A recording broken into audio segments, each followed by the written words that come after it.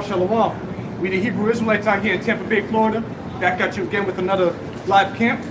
And through the spirit and power of Yahweh, Ba'Hashem, Yahushai, Ba'Hashem, Rakadash.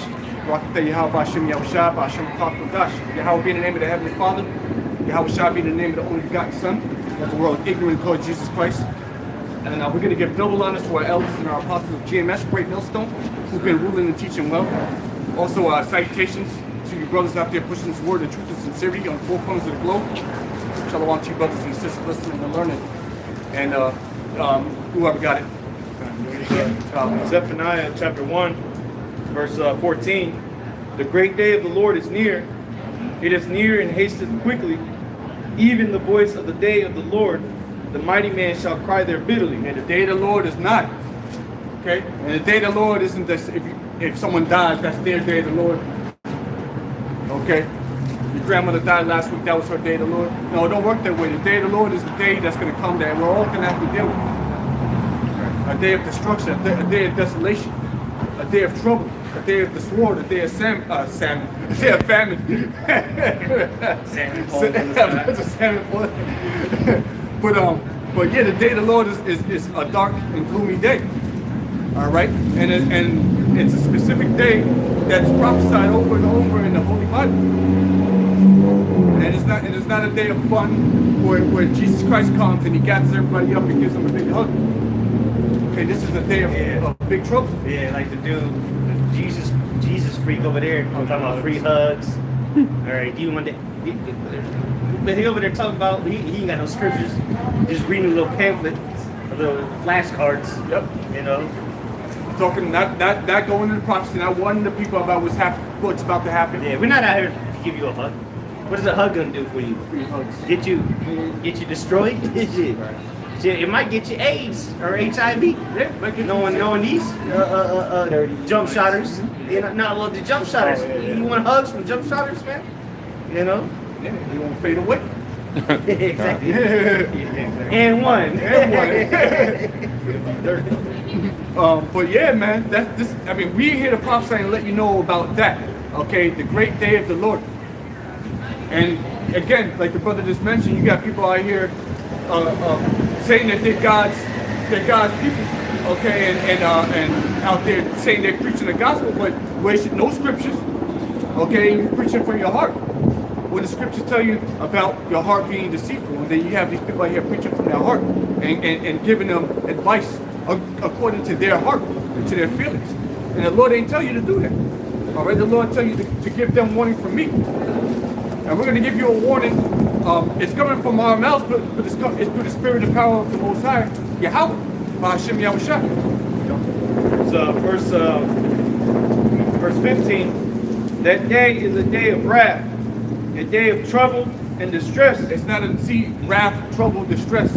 There's nothing good about that. There's nothing positive about that. You can't just sweep that under the table, under the rug. Oh yeah, you know, I know it says that in the Bible, but we're not going to talk about that. You got to talk about it. That's what we need to talk about. We need to talk about the day that's coming. That's right. You talk to those people over there across seas right now, they'll tell you that shit. To them, it's the day of the Lord. It feels like, but it's not. More things need to happen. So if that's happening over there, where people's lives are literally getting turned upside down, the scripture says worse things are going to happen. So we're not even close. Well, we're close to the end, but there's a lot more shit that needs to happen. We'll just say that. And it's going to be a lot worse than you see what's going on in the Ukraine. A lot worse. Yes, sir. Okay. Real quick, Isaiah 30 and 10. Well, let me get it in the scriptures to read a couple verse up. Isaiah 30 and verse 9. Isaiah 30 verse 9, it says that this is a rebellious people, lying children that will not hear the law of the Lord Yahweh, which say to the seers, see not, and to the prophets, prophesy not unto us right things, speak unto us smooth things, prophesy deceits. Yeah, they rather us to stay here and lie to their face. They rather us stay here knowing damn well the Bible says that a woman is not above a man. They want us to sit here and talk about, oh, the woman is this and that, equal, you know, yeah. We're not going to do that, man. The Lord ain't tell us to do that. The Lord told us to give you the truth. So for women to say they're Christian, they're God-fearing, they believe in the Bible, that's all BS. Because for you to believe in the Lord, then feminism don't exist. Equal rights don't exist. Right. All right? You being equal to a man don't exist because scientifically, realistically, and biblically, it's otherwise. Proves otherwise, Even the best top UFC MMA fighter woman will get her ass whooped by the nigga in the last place in the UFC, man. And they recently had a fight. It wasn't in the UFC, some other boondock version of it. But it was a trans dude in there, man. Yeah, busting skulls. Yeah, I remember that. Yeah, not long ago. Yeah, he beating the shit out, broke her fucking face bone. Okay. The orbital. Yeah, the orbital. Yeah, that's what it was. Punched her face in, literally. Hey, but what y'all women fought so much for equal rights. This way you're gonna have the equality to go to World War III. Since you wanted to be equal with a man, now you're gonna be drafted right along with a man. But going back to the point, is the scriptures, y'all want us to talk, y'all want to preach according to the world and tell you that, oh yeah, women this, that, or life is gonna be beautiful, pray for your daughter to graduate college, that she gets a good college degree. We ain't here to talk about none of that, bro. We're here to talk about the destruction of Babylon the Great, which is the United States. Okay? That's what we're here to tell you. We're not here to sugarcoat it. We hate this shit, bro. We're gonna tell you, we live here, we hate the fuck out of it, man. Right. Part of my French, but that's just what it is. That's the spirit of the Lord. We hate this place. And we're gonna preach the downfall. The Lord hates this place. God hates this place. Okay? So we're gonna preach according to God's word. Yeah, I got a quick one from the brother also on the comment board. We got Nick Mac, Jeremiah 28:8.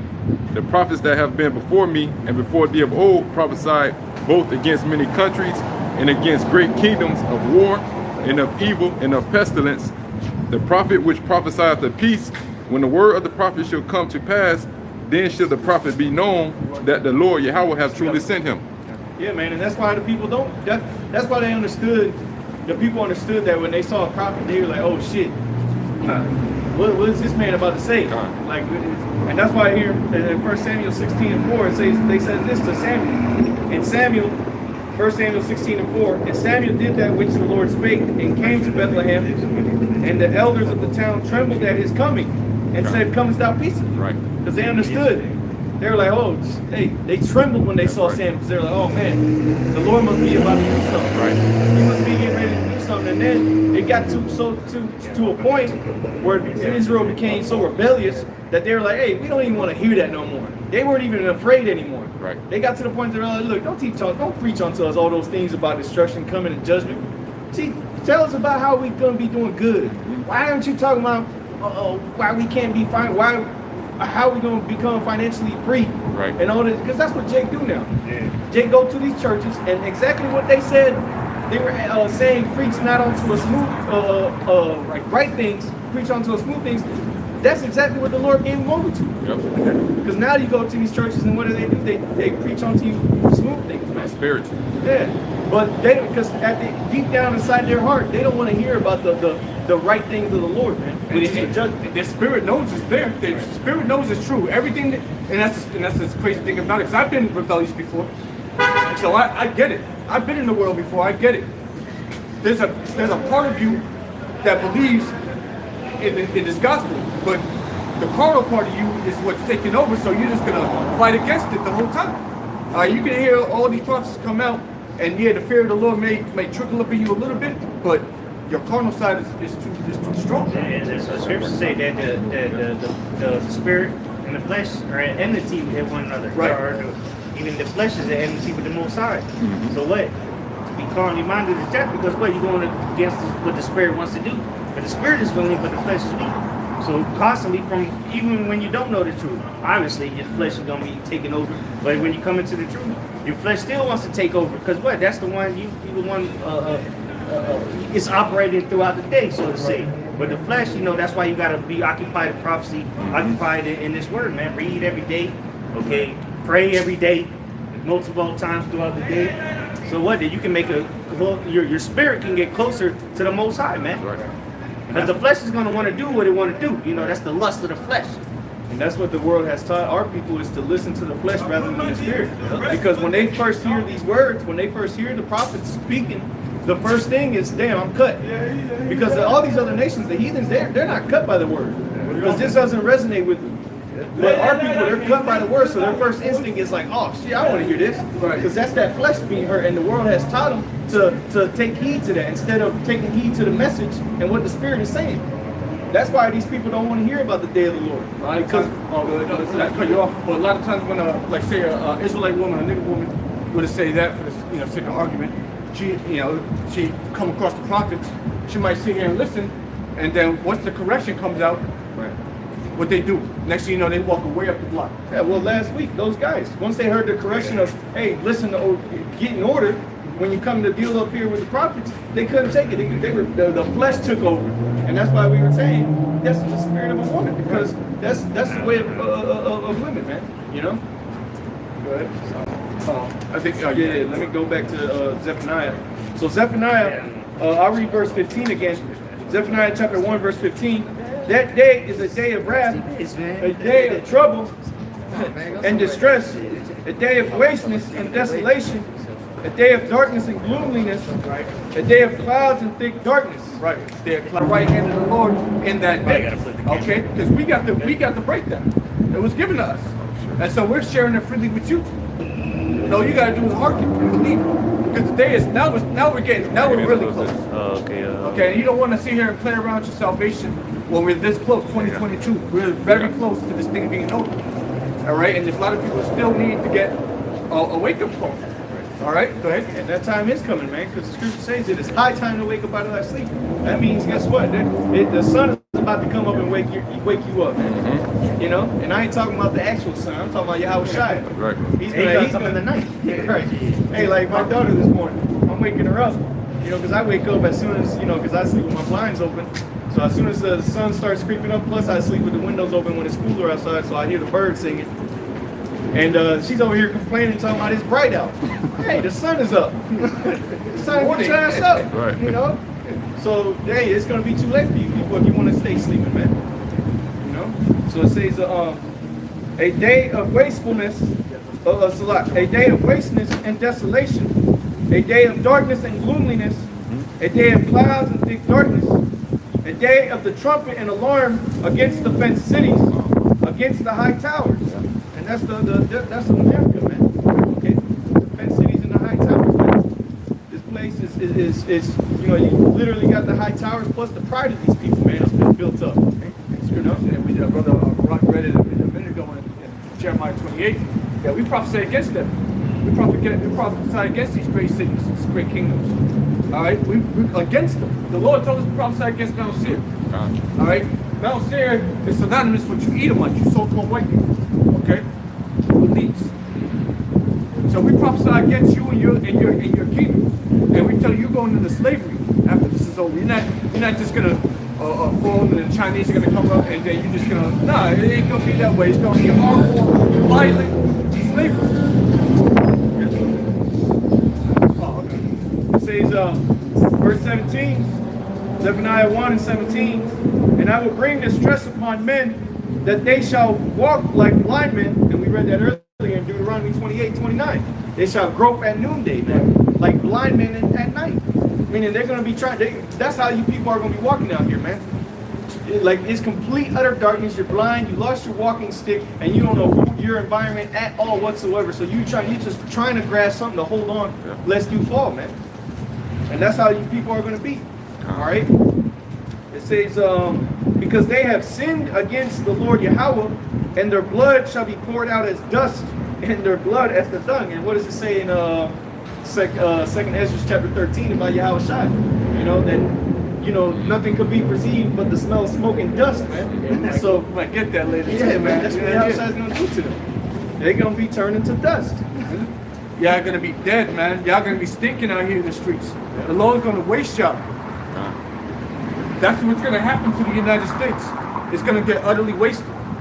All right. Before the nuclear war, this place is gonna start crumbling. It's already crumbling right now. Obviously, it is. Okay, we can clearly see that this place can't stand on his own no more. All right, but it's gonna get so bad that the prices of your daily goods are gonna skyrocket. They're slowly going up right now on the creek right now. It's gonna get to a point it's gonna be out of hand. And you're still making your measly $50 an hour. You ain't gonna be able to pay for shit. So what? We're letting you know to come out of the ways of Babylon. All right, get out of the mindset of a Babylonian and come into the fear of Yahweh Shem Yahushai. Once you start doing that, the Lord starts opening up more knowledge, wisdom, and understanding. You start getting the comfort, and you get the breakdown. You understand what's about to come. We can only break this down to you, and I only know one language. Okay, I only know English. I know a little Hebrew, but I can't speak it. I can't. But that'd be useless. Yeah, it's gonna be talking useless. to these people. Yeah, it ultimately boils down to whether they're gonna get it. Like you could tell them in 18 languages. Right. If they can't get it, it's because the Lord don't want them to get it. We can tell you till you fucking melt, your knees melt. But if the Lord don't want you to get it, you ain't gonna get it. You just walk off and go be a nigga again. You know. Yeah, I'm a nigga. That's what you're gonna say. Just like the captain came up last week. I'm a nigga. And that's a proud spirit to me. And I'm a nigga. And he said that with proud. Yeah. Right. Proud too. And then you got cut when you said, "We ain't here for niggas." Yeah. We're not. Okay, yeah, you got cut. I got something. Yeah, You finished on that? There's one more. It says, verse 18, Zephaniah 1 and 18, neither their silver nor their gold shall be able to deliver them in the day of Yahweh by Shem Yahushai's wrath. What you're gonna do? You're gonna pay off the missile. You're gonna cash out from some Bitcoin. Pay off the soul. You know, Turn a blind eye. yeah. Don't shoot me. You know, shoot around me. Yeah. Yeah, nigga. You can't pay off the Lord, bro. Yeah, you know, I know you're gonna shoot the missiles, but just make sure you don't hit Southwest Florida, because me and my family's here. I got money, I'm good. You know, nah, it don't work that way. This whole land's getting decimated straight up. Well, we already see, because all these people thinking that this stockpiling of cash and buying properties, you know, that it's gonna get them buying the day of calamity. Yeah, NFTs and investing in the digital realm. All that shit's gonna fail you, because all that shit's gonna collapse. All that shit's gonna be brought down, and Esau's payment method is gonna come, which is that corruption. So all that's gonna fail you. And even the digital currency is gonna fail you. Right. All this Bitcoin and even CBDCs, because unless you get the mark of the beast, you can't use it. Yeah. So all that Waste. it's a waste of time at the end of the day. Look, just keep your job, be sufficient, as the Lord said, the Lord's Prayer, give you our daily bread, and be content with that, man. Right. But if you got it, then whatever, you're investing in it. We're not gonna tell you not to, you know, because you better cash out soon. Yeah. That's what we will tell you, because that shit's coming down soon, man. You know, we're not gonna tell you tomorrow it's gonna crash. We're just telling you that's not gonna be useful when the time of Jacob's trouble comes, man. When the market of beast is here, it don't matter. You can have $300,000 in Bitcoin, because you bought it when it was $300. Look, as a man of the Lord, that's not going to be relevant, because that's not going to get you saved anyway, Right. and you're not going to be able to use it, man. So people that don't want to come to the truth, you got money stockpiled away with whatever avenue may be, NFTs, digital currencies, cash, whatever, man. You go spend it, because there's going to be a time that you're not going to be able to spend it unless you take the mark of the beast, man. And that's why during times of war, like what we're seeing happening over there in Ukraine, and it was brewing around the world. During those times, what happens to the markets? They start to go down. And why is that? Because investors are taking their money out. Sanctions. Because they know that during times of war, usually prices go up, everything skyrockets. So really, you ain't gonna be making no money if it's just sitting there, because everybody else is pulling their money because of unsurety.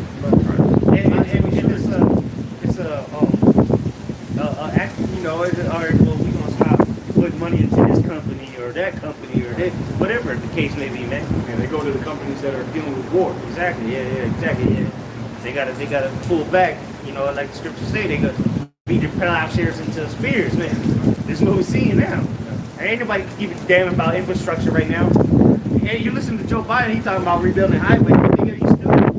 You better go into World War III. That nigga there, he's straight up lying to you. Yeah. Someone asked him, man, like, do we need to be concerned about nuclear war? The nigga said no. He told them no. Hey, the smooth thing. Don't worry about it. Don't worry about it. That's the prophesying of smooth things. Right, exactly. Get us 1 Thessalonians 5 and 1, and we down to 3. Oh, for sure. Yeah, Oh yeah, yeah. You had something though, right? Yeah. It says, devoured by the fire of his jealousy, for he shall make even a speedy riddance of all them that dwell in the land. Yeah, see that? Speedy riddance. It's gonna happen. Y'all gonna be wiped out. All right. This is gonna be. Hey, we can talk about the science of nuclear war. Okay. Yeah, just look it up on YouTube. And then if you want to, and then when you put it, the chariots of salvation, which are really the chariots of destruction for y'all, to boot. Hey man, this place is gonna be over in less than an hour, 60 minutes. Says, yeah, completely through. Let's save the Lord. Let's save the Lord. That's what it says. This is 1 Thessalonians chapter 5 and verse 3. 1 Thessalonians chapter 5 verse 3. For when they shall say peace and safety, then sudden destruction cometh upon them, and that's that speedy riddance. Yep. Spoken of in Zephaniah 1 and 18. As travail upon a woman with child, and they shall not escape. So they can tell you, oh, don't worry about that. You don't have to concern yourself with the nuclear war. Man, that's straight propaganda on the highest level. That's profit. Yeah, of course. Right, because look, here it is. America's gone around and bullied the whole earth, brought destruction all around the whole earth. But hey, don't worry about it. Ain't nobody gonna do nothing about it, man. I can't believe this guy. Oh look, Russia's stepping up. Don't worry about it. That's a concern. Yeah, don't worry about it. Yeah. You Americans, Yeah, don't worry about it, man. You're good. Yeah, but hey, send some money to the GoFundMe account for Ukraine. oh yeah. Fuck the border down south where niggas is flowing in by the thousands every day. Now we need to worry about the Ukrainian That's border. the new thing. That's the new thing. Put your money, COVID. all your resources What to is that. COVID? Yeah, what's that? Yeah. Yeah. Put your resources to them in Ukraine. That's where you need to put your focus and your resources on, man. Yeah, pay the actor that's president. Send some money to him. Oh, they said we don't gotta wear masks no more. They said, But you still got niggas wearing masks. But people said in case of a nuclear attack. oh yeah, Yeah. and social distance. Yeah, do both of those. No, I was just thinking because that's scary. Let me get this real quick. Yes, sir. This is Isaiah 2 and 11 and 12. It says, the lofty looks of man shall be humbled, and the haughtiness of men shall be bowed down. How's that gonna happen? How the lofty looks at you peons gonna what does it say? Bow down? Yep. Read it again, both. It says, the lofty looks of man shall be humbled, Humble. That's right. and the haughtiness of men shall be bowed down. And that's going to be through the spirit of power, Yahweh Shemi Ashai, when he brings pain and suffering and torment and misfortune upon this place. Okay? By the way of all these plagues. Yeah. And not just America is proud, the whole world is proud against the Most High, but America specifically. You know? You think they care about what the Most High got to say over there in Russia, the leaders of Russia, or the leaders of Uzbekistan, or wherever the hell you want to stand? Shit. They don't care about what the word of the Most High says, so what? They're going to be brought down. They're going to be bowed down. It says, and Yahweh alone shall be exalted in that day. Right. For the day of Yahweh of hosts shall be upon everyone that is proud and lofty, and upon everyone that is lifted up, and he shall be brought low. That's a warning. Read that last part again, Bob Shaw. I like that. It says, for the day of Yahweh of hosts shall be upon everyone that is proud and lofty. It's gonna be upon everyone that is proud and lofty. The day of the Lord. All right. The savagery that's about to come here is going to be upon all you that are against the Lord. That are wise in your own eyes. Okay. The Lord's got. Hey man, you on the naughty list on some Santa Claus type shit, man. The Lord ain't fucking with that shit. The Lord's got. Hey man, you Israelites better repent. We don't. And upon everyone that is lifted up, and he shall be brought low. And who's the number one person lifted up? It's Esau. All right. And then who's next? The nigger woman. Amen. Yeah. Going back to the garden. Yeah. You know. And today, look what's going on. They lift himself. Esau lifts them up. So what? They're gonna be brought low. And Esau lifts himself up. His pride has deceived him. Okay. His pride has elevated him to the moon. You know, in his mind, shit. They get on Micah 7 and 10. Yeah, because you said, I'm making a point about Eve real quick. You're gonna know. All you's gonna know. All right, through the spirit of Yahweh Shemi Al-Shai. Okay, then you can get that. Because what? The Lord got it in for you women too. Specifically you Israelite women. All right, you so-called Black, Hispanic, Native American women. You're gonna understand one day.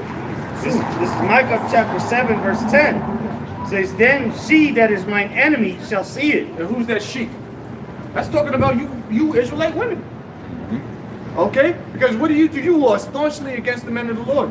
And every single way possible. I can sit here and read, I can quote 4 precepts for you on whatever subject we're discussing, and you're still not going to get it. You're not going to believe it, you're not going to get it. So you're against the Lord. So, hey, you know what? I'm not going to say nothing no more. Now it's the Lord's going to have to do the talking. All right? And what does it say after that? Micah chapter 7 verse 10. Then she that is mine enemy shall see it, and shame shall cover her. Shame shall cover her. Which said unto me, where is the Lord thy God? Mine eyes shall behold her, now shall she be trodden down as the mire of the streets. Yeah, like mud. You're going to get a mud or something, man. Like shit, yeah. That's what Hold down. That's Hold what God down. Don't said. they call it hold down? They're going to hold down. That's what God said, man. That's the words of the Heavenly Father. God bless you, God. Thank you. That's what the Heavenly Father said. Let me read it in the Yeah, what's it say in the NLT? yes. That's probably the ill. Micah 7 and 10 in the NLT, it reads, then my enemies will see that the Lord is on my side. Of course, they gotta clean it up. Yeah, they had. All right, well, keep going. Say, they will be ashamed that they talk to me, saying, so where is the Lord, that God of yours? With my own eyes, I will see their downfall. They will be trampled like mud in the streets. Hey, and that's talking about you women, though. That's out of the Bible. Yes. That's talking about you women. They can clean it up all they want. Yeah. But we know what that's talking about. All right? You mock us. Oh, when is he gonna come? I've been saying this for years. Yeah, when is he gonna come? I'm still out here. I'm still a whole. What you gonna do about it? Yeah. What you gonna do? All in man's face. Yeah. Okay. Yeah. So the Lord's got something for you, man. That's why we keeping it easy over here. We're just gonna do this. That's all we're gonna do. We're not gonna do anything extra. We're just gonna do this. What you see us doing the whole time. And you can make fun of it. You can make light of it. The Lord sees all that. Okay. And you Edomites too, man. You Edomites know what's up. That's why you can't do nothing. We in your faces, standing boldly in your faces. Go ahead, bro. I got you. This is 2nd Ezra, chapter 8, and verse 50. Well, I'll start at I'll just get right to the point. 2nd Ezra 8 and 50. For many great miseries shall be done to them that in the latter time shall dwell in the world, because they have walked in great pride. You women walk in great pride with your fucking nose to the sky. Eat them. Yeah. We'll get A brother could come to you and say, hey, you pretty or whatever, maybe try to holler like say back in the 90s, man. We had a 90s before the cell phone, social media shit. You be able to go talk to a girl. You can't do that now. They're gonna look at you like, yo, ew, what you doing, creep? Like, damn. I guess you can't do that now. You can't talk to women in the bar no more. You can't talk to everybody's on their phone. Okay? Everybody proud, got this proud look. What it say? You great miseries? Many great miseries shall be done to them that in the latter time shall dwell in the world, because they have walked in great pride. Yeah, man. And that goes to you, man, as well too. You walking in great pride out here. You think everything is sweet and cute, and you want the next pair of J's. I want the Skittles J's and shit. Yeah, not those laces. Let me get the fat laces. Like, you don't like this shit that don't fucking matter, man. Right. None of this shit matters. That. I mean, yeah, we all like nice things and we have our own little styles and all that, but you people put too much emphasis on things that don't matter. It's worthless. Vanities of vanities. Even King Solomon figured that out Quickly, he was He was, of course, the wisest man on earth. But it was written on here for us to read these things, man. I saw and beheld the things that were under the sun, and all things were vanity, roughly paraphrasing, man. All things, all the labors of man, the works that your hand can do, it was all vanity, man. And this is a man that had everything. He was rich as measure. Yeah, but he had more wisdom than he had riches.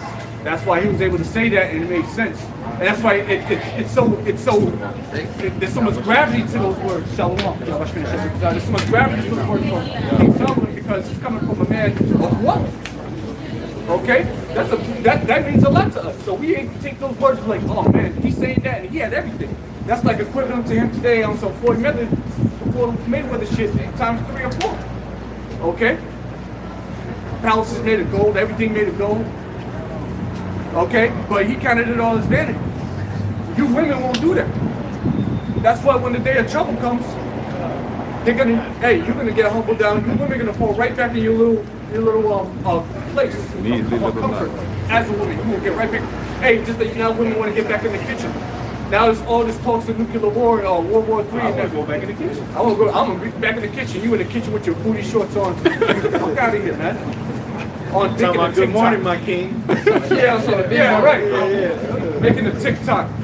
Right. When you fucking you was talking all that shit last week. Or you actually signed up to go into the military. Now you hoping they don't call your number. This is not what I signed up for. What'd you sign up for? You do this. Oh, you the benefits. Yeah, the benefits. And you gonna do this shit for a couple years. Then you go back into the world with all this money, and you go buy a healthcare. That's what you thought you was gonna do, and you're gonna have all this government assistance because you fought for your country. You ain't do shit. You're gonna have to fight for that. You're gonna earn your stripes, ladies. Yeah. Get your ass out there, man. All right, because that's hey, we in a time of war. Hey, Esau gonna hit y'all with that scripture, man. Hit you with that. Many are called, but few are. You going? Hey, you've been chosen. Hey, you've been chosen. Be glad. Yeah, think of it as a blessing. And not everybody was chosen, but you were chosen. Young lady, get your ass in there, man. Get those camos on, man. And if you look at what's going on in Ukraine right now, all that bullshit they showing on the news with women with guns, that's bullshit, bro. First of all, they told the women and children to get out the country and told the men they couldn't leave. So what did they need those women for, man? America's the only army that puts women on the front lines. If they can make the qualifications, which only like 2 of them have ever done, as far as the special ops, Navy SEAL teams. Only one woman has made it through that, and it was a fucking tranny. Look it up. Ain't no woman ever been able to meet the special ops qualifications, man. Right. Because it's not for a woman. Most men can't make it through it. So what makes you think a woman deserves to be up there, man? Because I guarantee you that those niggas that didn't make it will beat the hell out of a woman that's highly skilled and highly trained in the military. Absolutely. And they couldn't even make it through that. Hey, real quick, which is why they had to pass laws in the workforce to you gotta have like a certain percentage of women on your staff. Right. You know what I'm saying? You gotta have a certain percentage of women on your staff. And then later on it was like pretty much branched off to a certain amount of Asians, a certain amount of, but they had to pass laws because women couldn't even compete with men in the workforce. You know what I'm saying? So they had to pass like a law, like look, you gotta have like a certain percentage of women on your staff. Even a playing field for them. Quota, they gotta meet the quota. I forgot it. That's the correct term, And then what they do is they water the standards down for them. Because a woman can't do the same thing a man can. Even in the fire department, they have to water the standards down so the woman can make it into the fire department. But think about it. You want a 130-pound woman blessing down the door? First of all, she's not going to bless down the door. Second of all, how's she going to carry you out of a burning building when you passed out from inhaling all the smoke? So would you want that same person behind you in special ops mission? You know what I'm saying? You know they clean rooms, tapping you on the shoulder. You want her to be anywhere in that vicinity? Nah, man. Because a man's instinct is to protect the woman. Even if she's not your woman, you in the military, you're gonna shit this bitch down. So now now you're vulnerable because you gotta protect this woman. But she can't protect you. Shit. You in a big ass operation. Like 5 or 6 of you, and one of them is a woman. The big ass important operation. Right. Yeah. How many of the 8 niggas that killed Bin Laden were women? Supposedly, that special ops mission. But then she backed down and said she catch her period in the midst of a goddamn gunfight. She got a fucking cramps now. Yep. Or she's just getting her emotions. Yeah, that's what's gonna happen. Just throw the gun down and start crying. Start crying. Get frustrated. Oh yeah. That carry her ass out. Now you got an accident. You got an abort commission. Like the movie Saving Private Ryan when Matt David. Yeah, Matt David started crying. He was in the fetal position crying. Shit blowing up. Gunshots. That's what women gonna do, man. Shit. You'll lose their mind. That's a crazy situation to be in for a man. Much less a woman, a dainty woman, a flower. And honestly, she shouldn't be in that position. No, what the fuck? What kind of madman would put a woman in a position like that, man. Only Babylon the Great Right. doesn't care. Can he who does no evil to himself do good unto others? Right. To whom shall Right.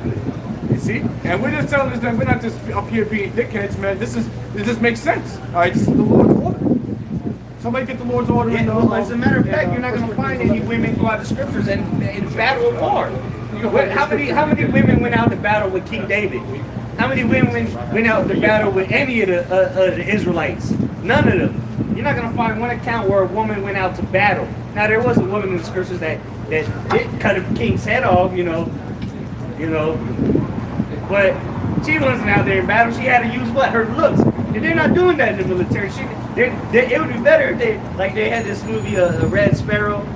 It was about these women they set up, Russian women they set up to infiltrate different things. But that's what women best at. You know what I'm saying? Yeah. Manipulating men, you know, with their looks. Was it But Esther who did it, or was it Ruth? Judah. Judah, yeah, that's cut the dude's head off. But and as well as the woman that threw the rock down, you know what I'm saying? But women ain't gonna do nothing in war, man, except distract men. Yeah. Like you said, the best thing they're used for is to Manipulate. manipulate. Man. They said that Nas song too. What's the name of that Nas song? The setup. He used two finance Ethiopian women, Somalian women to set these dudes up or whatever the case is, and they was and he got them. It All right, works every time. It works all the time. That's the easy way to get a man, but they're not out there front lines all hefty and women is not supposed to be doing all that, man. And You still got that in Let me get a quick one, real quick, Sluggy, since you were just mentioned this. Ecclesiastes 7:26. And I find more bitter than death the woman whose heart is snares and nets, and her hands as bands. So the Lord said He finds no. He's saying and I find more bitter than death. So the worst thing possible, other than death, that what's above that is a woman whose heart is snares and nets, and her hands is bands. what was that again? Ecclesiastes 7:26. 7:26. Okay, I got one to go with that, but kind of continue what you were saying. Yeah, it says, "Whoso pleases the Most High shall escape from her, but the sinner shall be taken by her words." Man, and that's how these women are, man. It's none but snares and nets, and especially in these last days, man. That's right. That's why a lot of men are being led to the destruction, man, because of these women. You know, Get that in First Ezra, the 4th chapter. Yeah, let me get back to put that real quick before you get that. This is Sirach, or Ecclesiasticus 25, verse 16.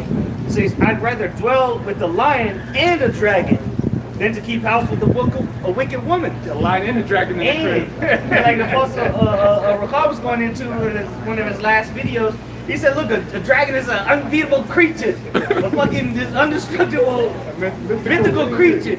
So, Yahushua, the one that wrote this, all right, because you go into it, it's Jesus, all right.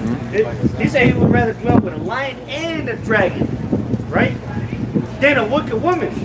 It says in verse 17, the wickedness of a woman changes her face, which, you should know that by now. As so-called Negroes, Latinos, and Native Americans, if you ain't experienced that, then you must have been around the heathens your whole life. Right. All right?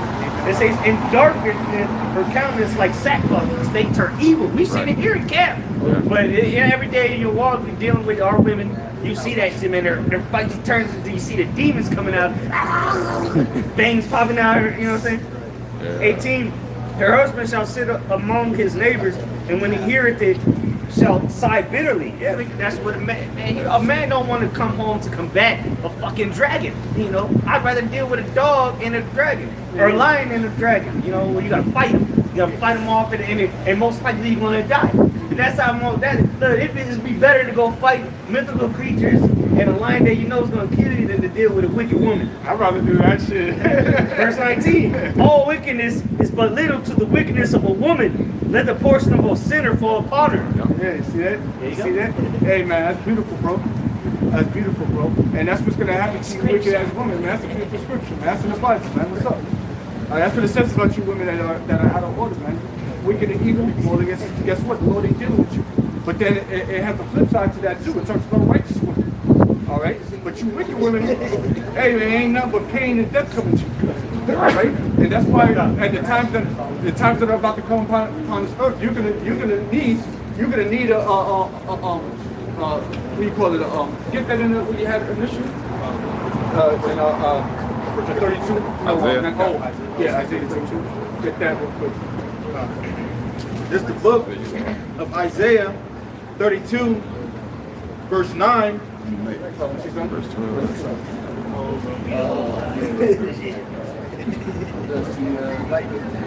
Verse 33 verse 2. I think you skipped that one. It's the book of Isaiah 32, verse 2. And a man shall be as an hiding place from the wind, and a cover from the tempest, as rivers of water in a dry place, as the shadow of a great rock in a weary land. Right. So you women are gonna need a man. That's what's gonna keep you covered and keep you protected, but not just any man. You're gonna need a man of piety, man. You're gonna need a man of faith, with understanding. Understanding of what? Understanding of the times that we're in, of the Holy Scriptures. And you're not just gonna find them willy-nilly in the world. Okay? That's a righteous woman is giving up to a righteous man. So what's up? You have something? Yeah, real quick. Mama Shah, let me get this real quick. Well, matter of fact, I just quoted the scripture saying, "The mighty man shall cry that bitterly." So that's another reason why women are going to lead to a man of wisdom and knowledge, because they're so-called tough guys. The man who is benching all the weight. Okay, this guy who you esteemed as a great man. You want to be feared. He just got this intimidating look. Them gonna be the men out here in these last days that's gonna be looking for you to guide them. They're gonna be drilling as a woman. Yeah, they're gonna be crying, man. That's true. That's a good point. They don't have that mental strength. They got the physical strength, but we got mental strength in this war, And the Lord's gonna set it all up where it all makes sense in that day. Okay, because I'm not a mighty man, but I'm a man of understanding. Lord's willing. Hey, it doesn't matter because the scriptures say not too many mighty, not too many wise. You know what I'm saying? Roughly paraphrase. Right, I heard that. But you see that? So not much might in me, but I have the understanding of the Holy Scriptures, having an understanding of prophecy. That's all that matters. That's going to lead you to salvation. That's the end game. That's the true high value male. I got a scripture too that I just quoted real quick. This is backing up. 1 Corinthians 1 and 26. 1 Corinthians 1 and 26. For ye see your calling, brethren, how that not many wise men after the flesh, not many mighty, not many noble are called. But the Most High had chosen the foolish things of the world to confound the wise, and the Most High had chosen the weak things of the world to confound the things which are mighty. Ooh, read it one more time. And there's a couple more precepts too. Read something from the top. Let's start. Yep. 1 Corinthians 1 and 26 again. 1 Corinthians 1 and 26. For ye see your calling, brethren. And you know what? Let me start at 25. Verse 25. 1 Corinthians 1 and 25. Because the foolishness of the Most High is wiser than men, and the weakness of the Most High is stronger than men. For you see your calling, brethren, how that not many wise men after the flesh, not many mighty, not many noble are called. Because it says wise men after the flesh. All Wise right? guys. Yeah, you wise guys in the world, right? Yeah, it's cool to know things. All right, we all strive to know things. All right, but things of this world, it really is foolishness to the Heavenly Father, the wisdom of this world. So yeah, wise men of this world, the Lord ain't looking for them. Then he said, what? Men of might. All right, they speak strong, have nobility. Yeah, the Lord ain't calling them. It said men, not many. Not saying that they can't come in. It said not many wise, not many mighty, not many noble. Yeah. So meaning there will be coming some of those men that are from those walks of life, noble, wise, and mighty. Exactly. But not many. Right. There's going to be a few examples of them there. It's very few. Very few. Because the scriptures even say that it's damn near impossible. Harder than, or it's easier for a camel to go to the eye of the needle than a rich man to go to the kingdom of heaven. You see that? But it's not impossible. Damn near though. Go ahead. Verse 27. But the Most High had chosen the foolish things of the world to confound the wise. Right. And the Most High had chosen the weak things of the world to confound the things which are mighty, and base things. It's just because what this is weak and foolish to the world. Okay, we have no might in our hands. All right, but it's confounding the world. Okay, the wisdom that we have is foolishness unto the world, but yet it's confounding them. All right, and it's all through the Spirit. It's going to get worse for them as it continues on. Go ahead. Verse 28. 1 Corinthians 1:28. And base things of the world and things which are despised hath the Most High chosen. Yea, and things which are not, to bring to not things that are, that no flesh should glory in his presence. But of him are ye in Hamashiach Yahushai, who of the Most High is made unto us wisdom. So Yahushai was made unto us wisdom, right? And righteousness, and sanctification, and redemption. That according as it is written, he that glorieth, let him glory in the Lord. See this? And so now, this is a rare occasion when you run across a man that falls into that category. Okay, then this isn't just anybody running. Okay, a man chosen of the Most High.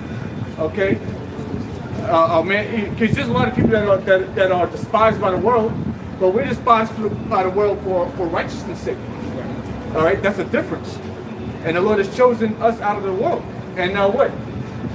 You as a woman, not to go back into women again, you should be praying for a man to understand, because that's your ticket out of this place. Because the Lord ain't dealing with you.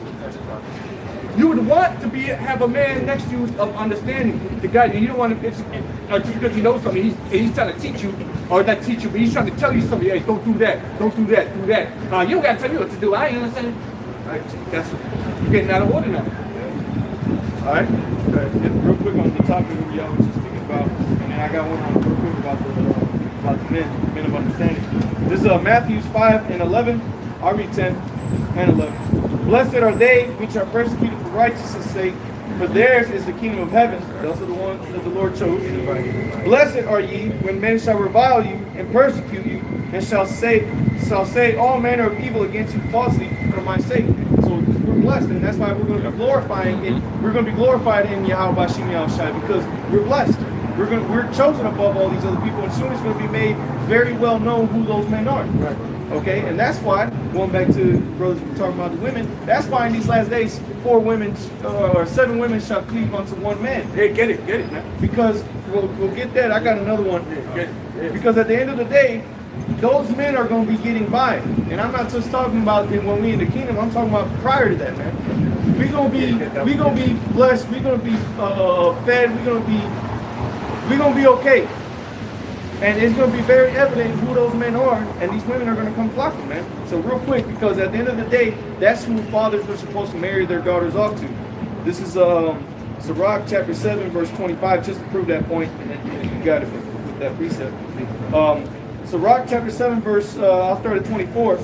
It says, Hast thou daughters? Have care of their body, and show not thyself cheerful towards them.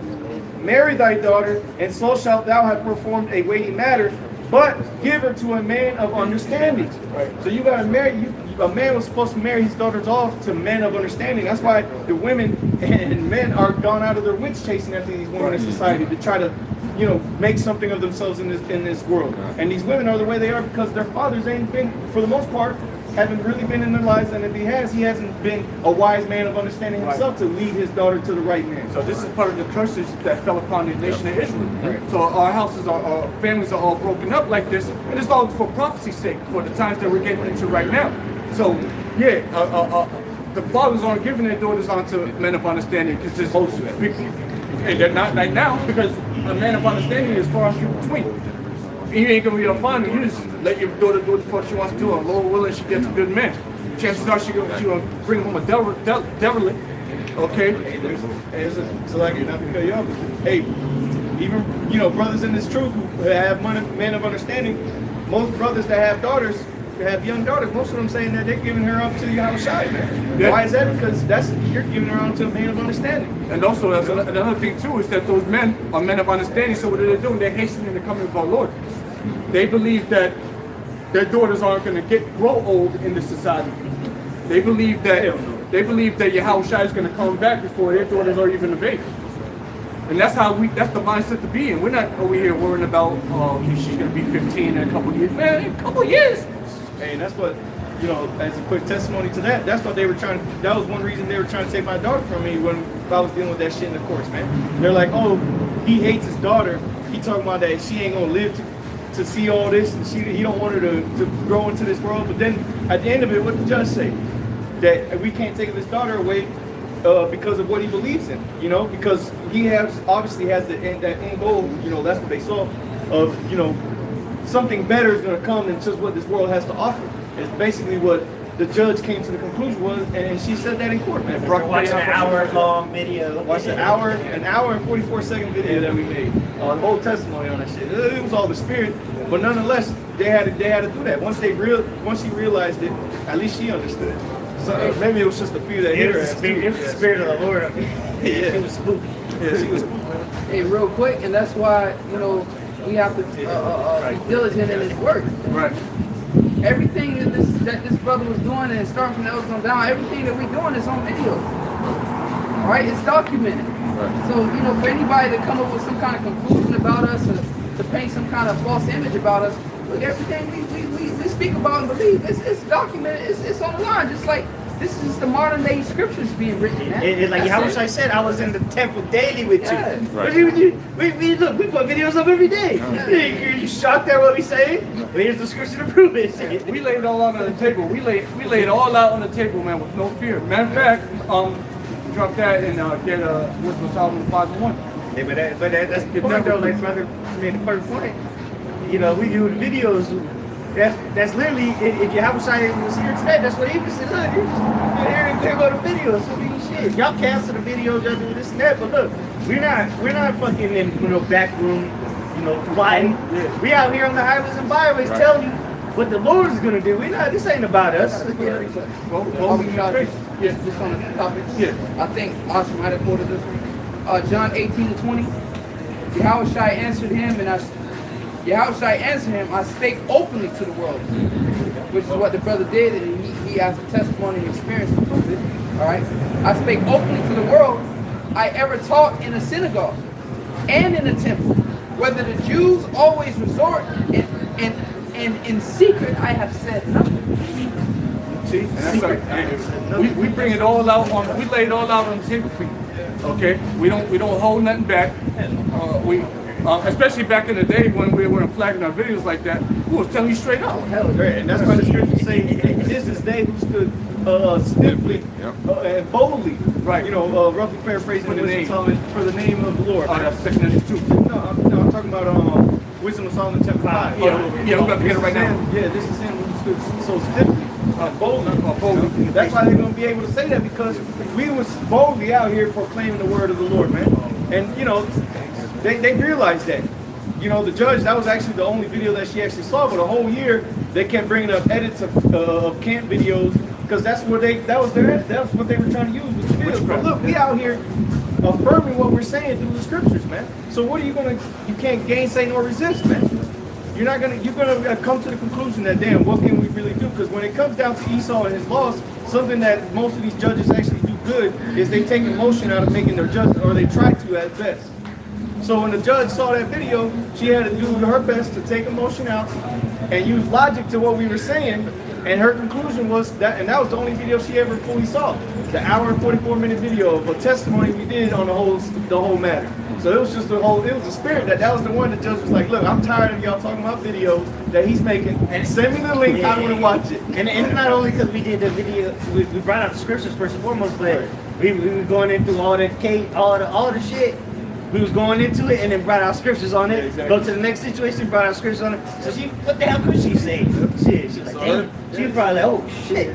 She just learned. Yeah, her conclusion was she literally said that in court. We can't take away his daughter because of what he believes in. She left it at that, man. Because what else was she gonna say? Yeah, as she broke down scriptures. He was like, yeah, he said he doesn't love his daughter as he loves the Lord, but this is the scripture. And she read it, bro. So it was like, bro, the Lord is gonna justify us, and we're gonna be blessed in these last days, man. That was the spirit of the Lord that dealt with that whole situation, bro. The scripture tells us to prove all things.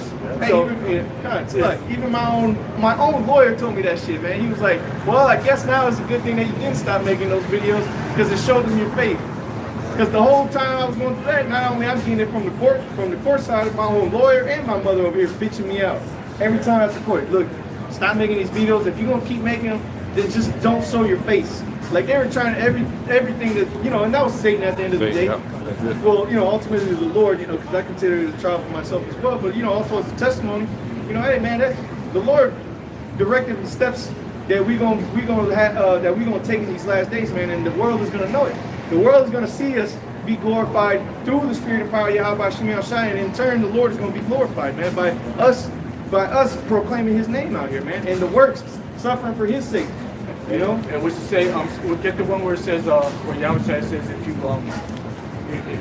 those that profess me, I'll profess you as my Father.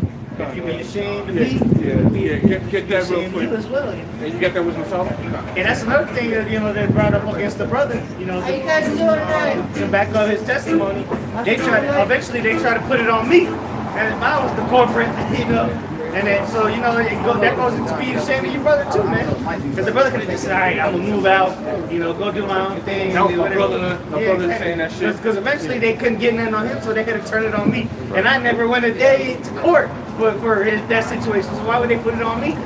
So once they couldn't get the brother, they had to put it on me. And, you know, that was, like brother said, that was a test to see if he's going to deny the brotherhood, man. And that's going to happen to all you brothers, man. And all you brothers, you know. In every aspect, man. You know, because the scriptures do talk about being persecuted, but the scriptures talk about way more than that too, man. So that's just one aspect. But that's the testimony of the Lord and His power, man. Because I was what, a year and a half into the truth? Yeah, like 2016 around there, yeah. You know, so hey, just if it was up to me, then what I just knew, I would have fell out of there, man. But it was the Spirit of the Lord that was on me through that whole situation, and the Spirit of the Lord is going to be on every brother that's an elect member, that's deemed for salvation. He's going to be on them brothers to do and say what you need to do in these last days, man, to make it, man. You know? But, yeah, man. You had, somebody asked that. Okay, get that loop. Call for that loop. Okay, yeah, you got it? Yeah. All right. Yeah, it's in It's Luke chapter 9, and start at verse 26. Luke 9 and 26. It says, "For whosoever shall be ashamed of me and my words, of him shall the Son of Man be ashamed." Now, you don't want that, man. So, we show our faces. We come out here in the midst of the cities, in the midst of Jerusalem. Okay? We come out here in the midst of all the heathen, of all of our enemies. Before you read that, read the Wisdom of Solomon. It's the book of Wisdom of Solomon, chapter 5, verse 1. "Then shall the righteous man stand in great boldness before the face of such as have afflicted him, and made no account of his labor." So that's us. We're standing in the faces of our enemies. The ones that have afflicted us, we're standing boldly in their faces, in the midst of their city. This is their city. Okay? They got there's that police and all these trolls around here. Okay, we in their faces and telling them that they're going into slavery. That shows courage, that shows faith, integrity to the Lord. All right? They made no account for our labors, but we in there, we telling them off. We over there, we shaking hands, we giving them the roast hand. Right here in the midst of their own cities, all over the world. Go ahead, I'll finish that. Yeah. It's Luke chapter 9 and verse 26. It says, "For whosoever shall be ashamed of me and my words, of him shall the Son of Man be ashamed, when he shall come in his own glory, and in his Father's, and of the holy angels." Yeah, so the Lord's going to be ashamed of you. If you can't glorify the Lord, then the Lord ain't going to glorify you straight like that. That's just what it comes down to. Don't expect the Lord to come down and glorify all people on the earth. He's coming back for the planet Earth, earthlings. It don't say nothing like that in the scriptures, man. It says children of Israel. And then more so, it talks about the elect of Israel, the chosen, because mad Israelites are going to be put to death out here, man. So only a small remnant is going to be saved. And if you're trying to be part of that number, then just what manner of person are you to be? Right. You're over here fucking off in the world, acting like a goddamn idiot. And then when the Lord does come back, you over here got your hand out. Oh, where's my crown? Yeah, let me get my crown, Lord. I believe the whole thing. You ain't believe, bro, because you would have believed, you would have been out here with us. But we out here boldly in the faces of our enemies, and I don't see none of y'all niggas out here, man. You ain't here, bro. You faking the funk, bro. Was there more than that? Yeah, I can be the next one. Yeah. It's Luke chapter 9, and Luke 9 and 27. It says, "But I tell you of a truth, there be some standing here which shall not taste of death till they see the kingdom of the Most High." Hey, that gives us faith and courage, man, to continue to stand out here. Because ain't nobody up here saying, I want to die. Okay? you can ask anybody in the world, everybody dies. But we don't think like that. Right. There's a chance that we can skip death and go directly to the kingdom of heaven. Yes, sir. So that's what we're trying to do that.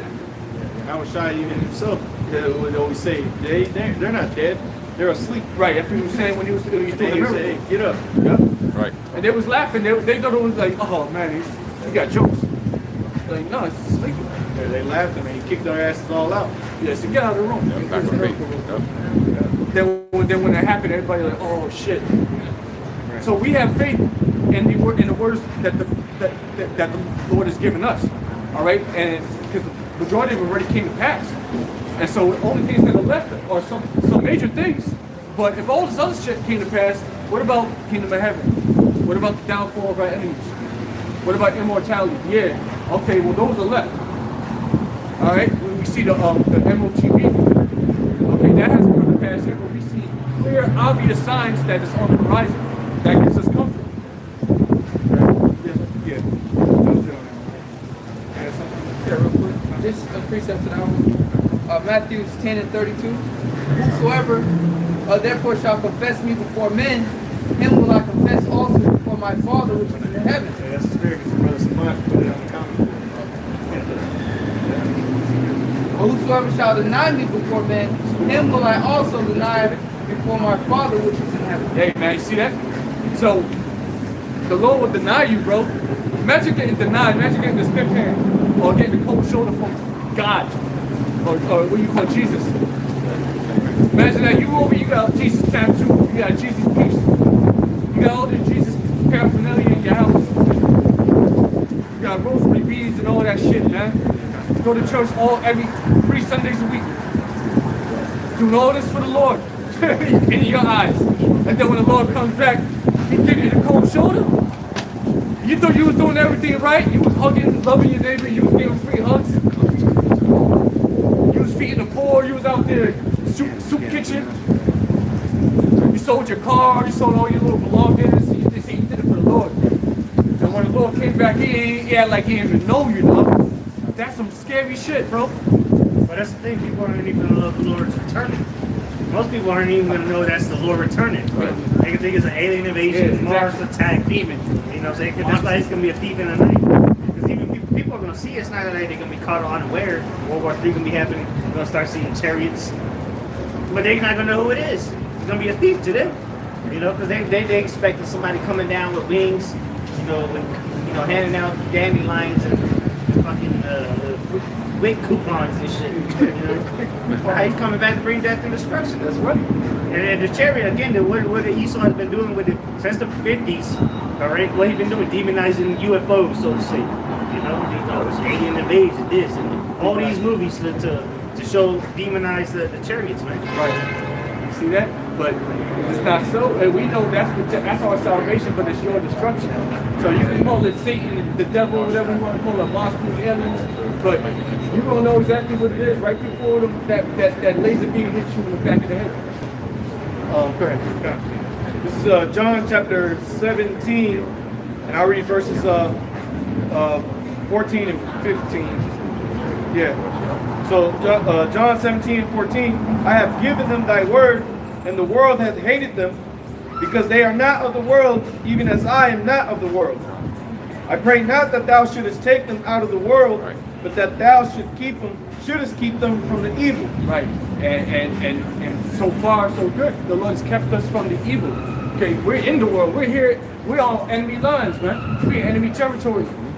So we are susceptible to all the horrible things that are happening to everybody else on the earth. We're here in the flesh.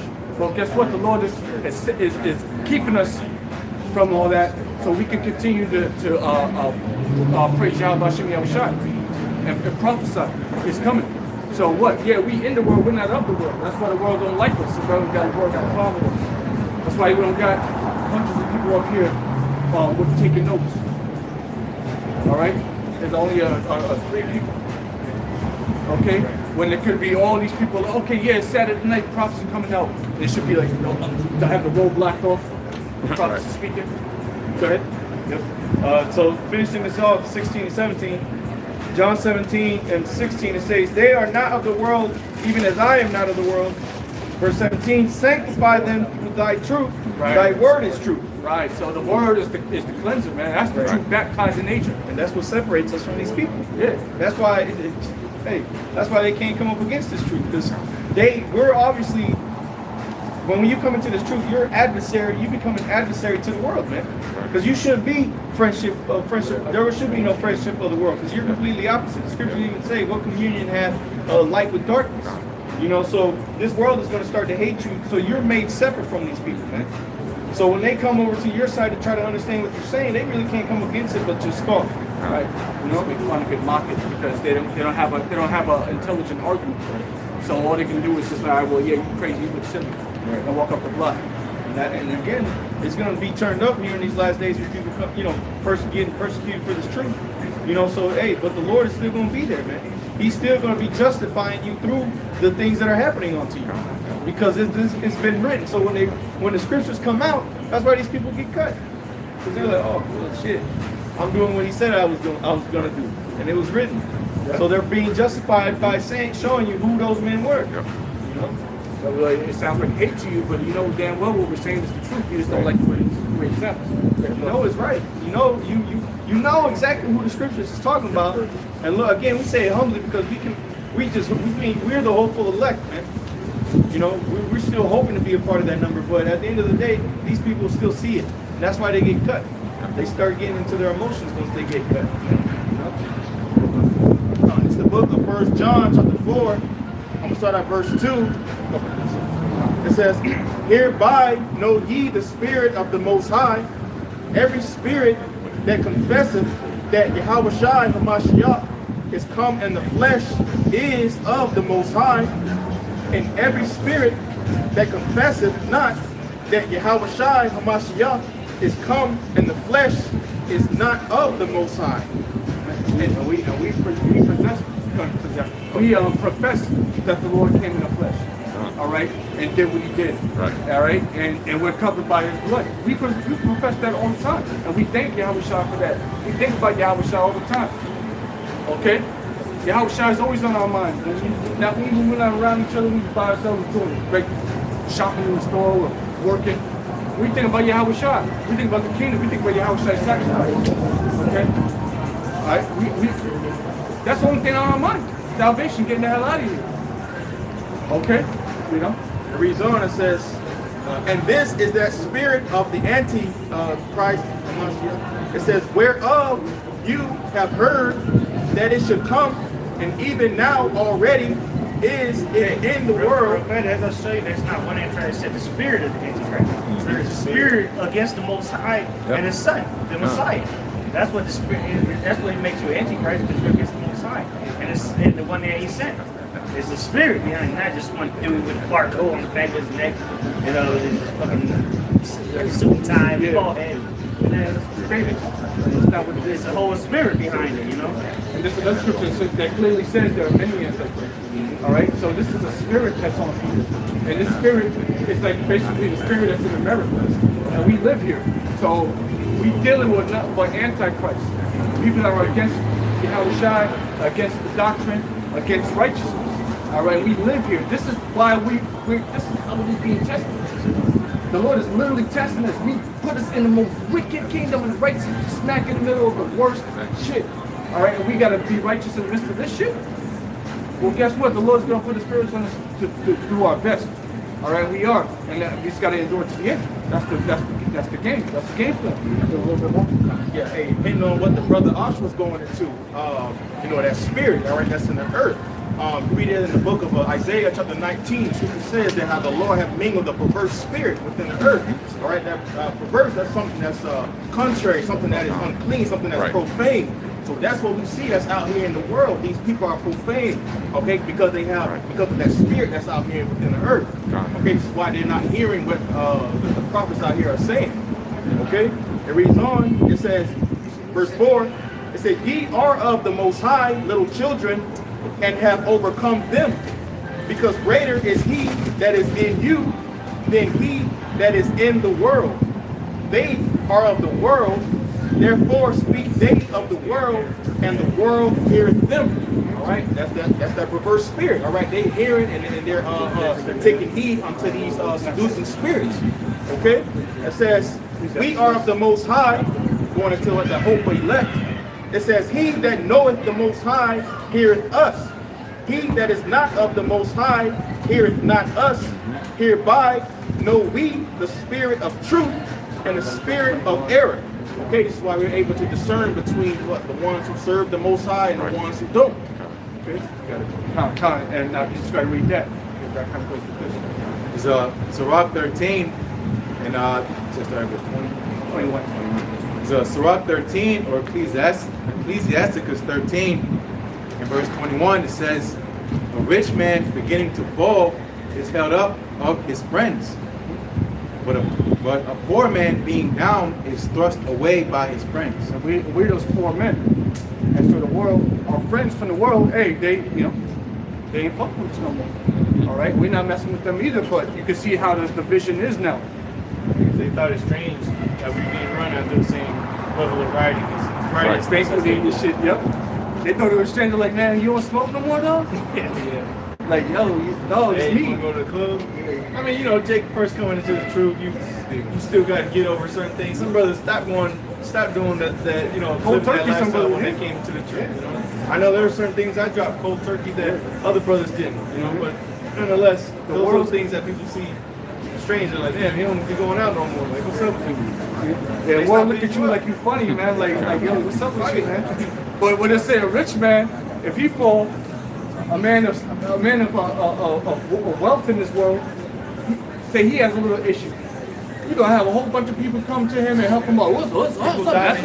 People diving head first, breaking their necks to try to help him. Yeah, dust his shoes off, make sure there's no dust in the shoes. Yeah. You okay, Nessa? You good? You good? Yeah, I'll open the car door for you. Yeah, that's what they'll do for him. But one of us fall, slip a little bit, like, learn how to walk. Make fun of you. Point, laugh. Go ahead, read on. It's Sirach 13 and verse 22. When a rich man is fallen, he hath many helpers. He speaketh things not to be spoken. Hey, real quick, and I think you might have seen that video. It's like a car video where, like a Lambo, you remember that Lambo crashed into like a regular car? And then everybody came running to the dude. Now, he the one speeding. All right. Lambo crashed into some average car. Everybody went running to the dude in the Lambo. But look, he just ran into an average car. Everybody went to see if he was all right. But nobody went to see if the person in a regular car was all right. That shit was crazy. Like, that's like so damn, everybody's running, hey man, you good? But the dude in the other car who he just hit, like nobody ran over. Busted rib and everything. They over there open up the land doors. Yeah, yo, you okay? You can pump him out. I'll park it for you. Leave it to the side. I'll move the car off the road. Don't worry about it. Just lay down. The other person over here bleeding out is coughing up blood. Yeah, man, that's how they deal with us. Okay, and we used to it at this time. That's how we know that what we're doing right now is right. Because people look at us like we're evil.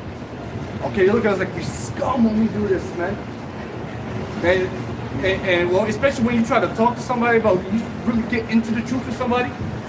Like some of the deep stuff of the truth, like we talk about on a regular level, you try to talk to one of these normies out here, yeah, they think you got serious demons on you. Go ahead, read on. That's like trying to force feed a baby steak. Yeah, right, yeah. Don't take that. Nigga just came out doing it. You getting that nigga fucking filet mignon. You try to tell someone in the world that the Most High is going to send his son back and then you unfold everything. They going to look at you like you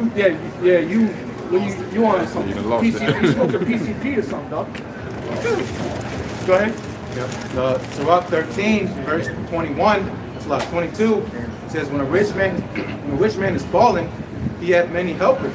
And like the brother said, you gave the analogy with the man in the Lambo and the other man in this fucking Sentra or some shit. Okay? They're gonna flock over the homeboy in the coupe because, yeah, hey, maybe he'll break me off for a stack or something. Maybe he'll put me in he'll give me a job or something like that. People think like that. Go ahead. It says, he speaketh things not to be spoken. Hey, he speaks a bunch of bullshit, talks lies, speaks nothing but smooth things, talks about worldly things. Go ahead. and yet men justify him. Oh yeah, yup. Oh yeah. You heard what Jay-Z said? Jay-Z said, "Do as thou wilt." All right, I'm gonna get that shirt. That shit is ill. I'm gonna get the "Do as thou wilt" shirt. Jay-Z was talking that shit. Y'all heard that song? Hell yeah. Go ahead. It says, the poor man slipped, and yet they rebuked him too. He spake wisely, and could not have no place. Yeah, man. Hey, one of us will say something. We may make a mistake or whatever. And as soon as you make a mistake, hey, where you learn to talk from? Where you learn English? Make fun of you, like bro, like they missed all the points that you just made, and then when you stuttered a little bit, there you go. That's what these other camps do to us too. They don't want to get down in the scriptures. So what do? They ad hominem attacks, attack your character. Look for something. Hey, you look at my face long enough, you're gonna find a booger, man. Straight up. We're all imperfect. So if you're looking at that, then you're not in the spirit. So these people are not in the spirit. They're in this what? Like I was saying, they got the spirit of Antichrist on them. That's what Scripture says. Okay? They got the spirit of Antichrist on them. So when they hear righteousness, they immediately are offended. So there's really no point. And that's why the Scriptures tell us not to cast our pearls before swine, because they're going to use it and turn it against us around us. So it's really no point in trying to respond, brother. Yes, sir. You selling something? You got juice? Yeah. Water juices, get ready. What kind of juices? Stuff in the office. I'll talk to you guys.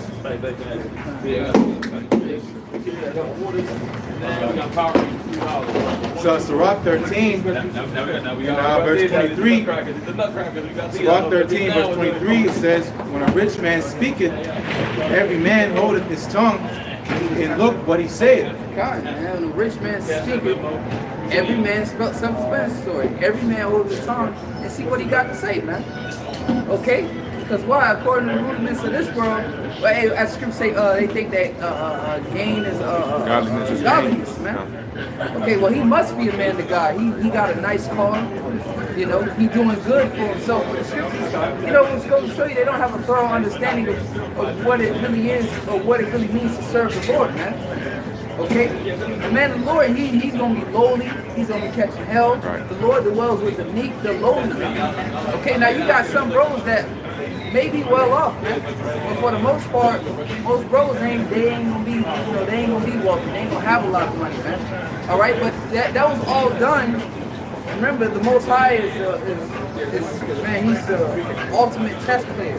Right. That was all done for people to be able to receive the word in sincerity. Okay, he wanted the word to be received out of sincerity for what it is, not because all the glamour and the man with the gay clothing. All right, you know, he wanted you to accept him, all right, for truth, for truth's sake, man. Because this is true. That's why he wants you to believe it, man. This is it. This is the truth. Not because no gimmicks or anything added onto, you know, because you trying to add carnal things onto the spirit, man.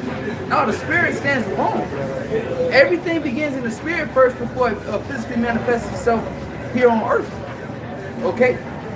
So you supposed to accept the spirit, man, and all the other carnal things that come with these things, man. That's why the Lord designed it that way. Read again, start from the top, over the top. Sirach 13, or Ecclesiasticus 13, and verse 23, it says, when a rich man speaketh, every man holdeth his tongue, and look what he saith, they extol it to the clouds. But if the poor man exalted to the clouds, man. Oh, you heard what he said? LeBron say something, or some famous entertainer, somebody say something. All right, it's you know, it's a meme. It's being spread around.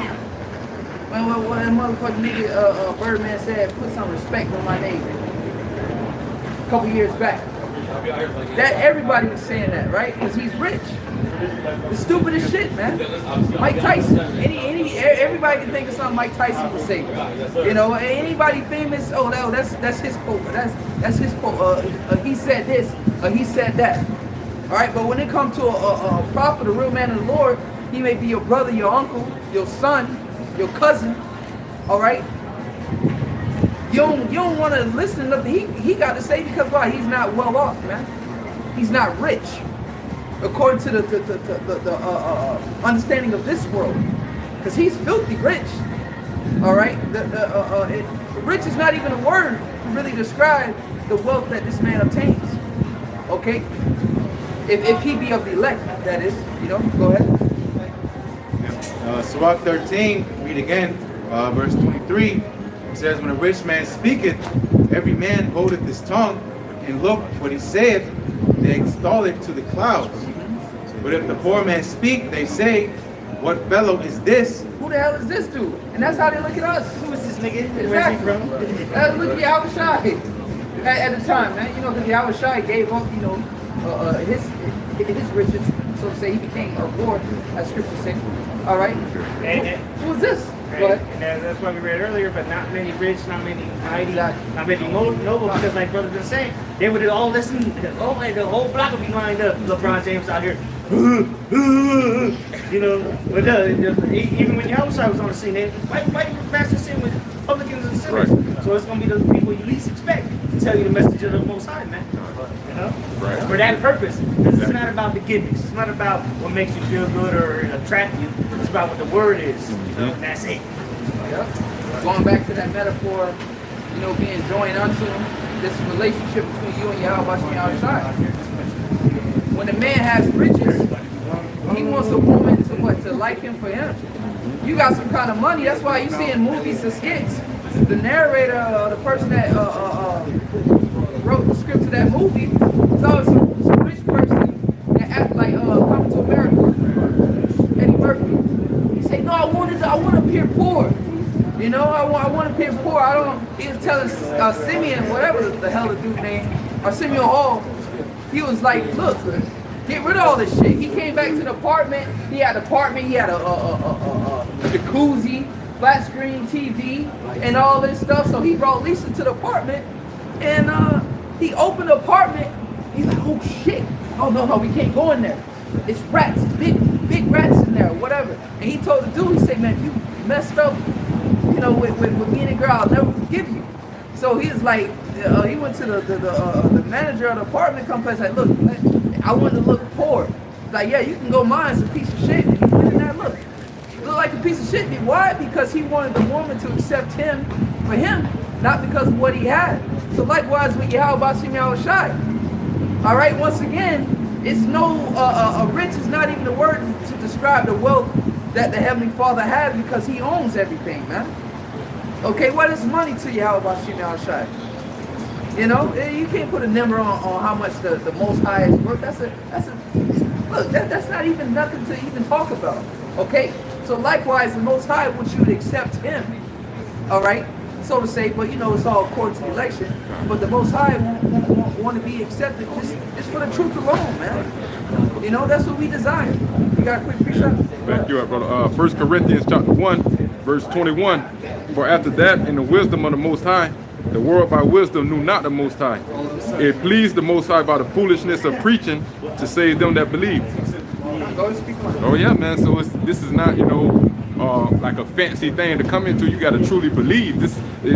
We look foolish out here. You know what I'm saying? Out here in the garments. That's why everybody walk by, you know, looking at it as a spectacle. But by the foolishness of preaching, it pleases the Most High to, you know, to save them that truly believe. You gotta, you know, faith comes by hearing. So when you come here to this word, you got to truly believe. You got to believe that these be the men of the Lord. All right, you got to put aside the carnal things. You know what I'm saying? Not how we look, you know, the stature of men, how we dressed, and so on and so forth. But you got to truly believe the word of the Lord, you know, in order to be brought into this thing. And that's why through the Spirit, we ain't got no big mega church. We running straight off the Spirit, man. The Scripture say, when two or more gathered in my name, there I am in the midst. People don't want to hear that. Well, we all congregate at what building? Right. You know, every time I speak to somebody about the truth, oh yeah, you know, I don't go into detail, but you know, hey, I preach the word, whatever. He said, where y'all congregate at? Right. Y'all ain't got no building? I said, yeah, we study. We might look up at each other's house, but they want to hear me say, oh, we got a building on such and such, and whatever the case may be. That's why all them other churches, starting with the Christian church and all these other Israelite groups, they need a big building. They need somewhere to be established, you know, because why they need that. They don't have no confidence in the word, that the word alone will gather unto them the fish and the sheep. so to say, the different metaphors. But we have the confidence in the word and a thorough understanding of the word that, hey, man, the scriptures say, man, just go out there and prophesy.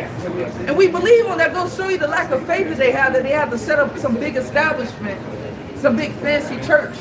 Why? A gimmick to just attract people. Our faith is all in this word, man. And look at the fruit we got. All right, and we're not looking for numbers, quantity, because the Most High is the power. Right. Okay, the scriptures say the one in Calvary let open his eyes so see that it be many more with us. Why? Because the glory got to be given to y'all from the outside.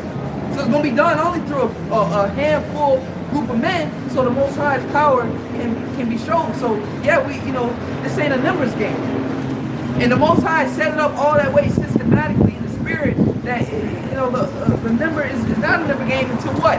Till we get that power, that spiritual power, and we start doing these miracles, and then that's how the Most High is going to be identified. Because when a miracle is always done, even when Yahweh Shai the disciples did the miracle, it's like this man got to be of the Most High, because can't no power, man can't do nothing like that, man. That power can only come from the Most High. You know? Yeah, I got the precepts since Brother quoted. 1 Corinthians chapter 4 and start at verse 10. 1 Corinthians 4 verse 10, it says, we are fools for Yahweh Shai's sake, for ye are wise in Yahweh Shai. We are weak, but ye are strong. Ye are honorable, but we are despised. Because it says we're fools for Yahweh Shai's sake, because the glorification it goes to Him. We're coming preaching you Him. We're not doing nothing as far as going out and applying ourselves in the flesh. All that's been put aside is what we gave up our life. To what? To put on the garment, put on the helmet of salvation, the armor of the Lord. Because again, what we're doing, our dedication to the Lord, it seems like, in this world that you see now, we talk about all this opportunity and things like that, we're wasting our life away. That's why we got it with this on the chapter, because there's ultimately the bigger picture of what we're doing this, But it says we are weak, but we're strong. Because why? Because what we do is pleasing the Lord. We don't have no carnal thing, as far as because that's how people measure strength. Physically, you see, a cool car. Physically, you see some muscles. Physically, you see some money. We wrestle not against flesh and blood. Though we walk in the flesh, we don't walk in the flesh.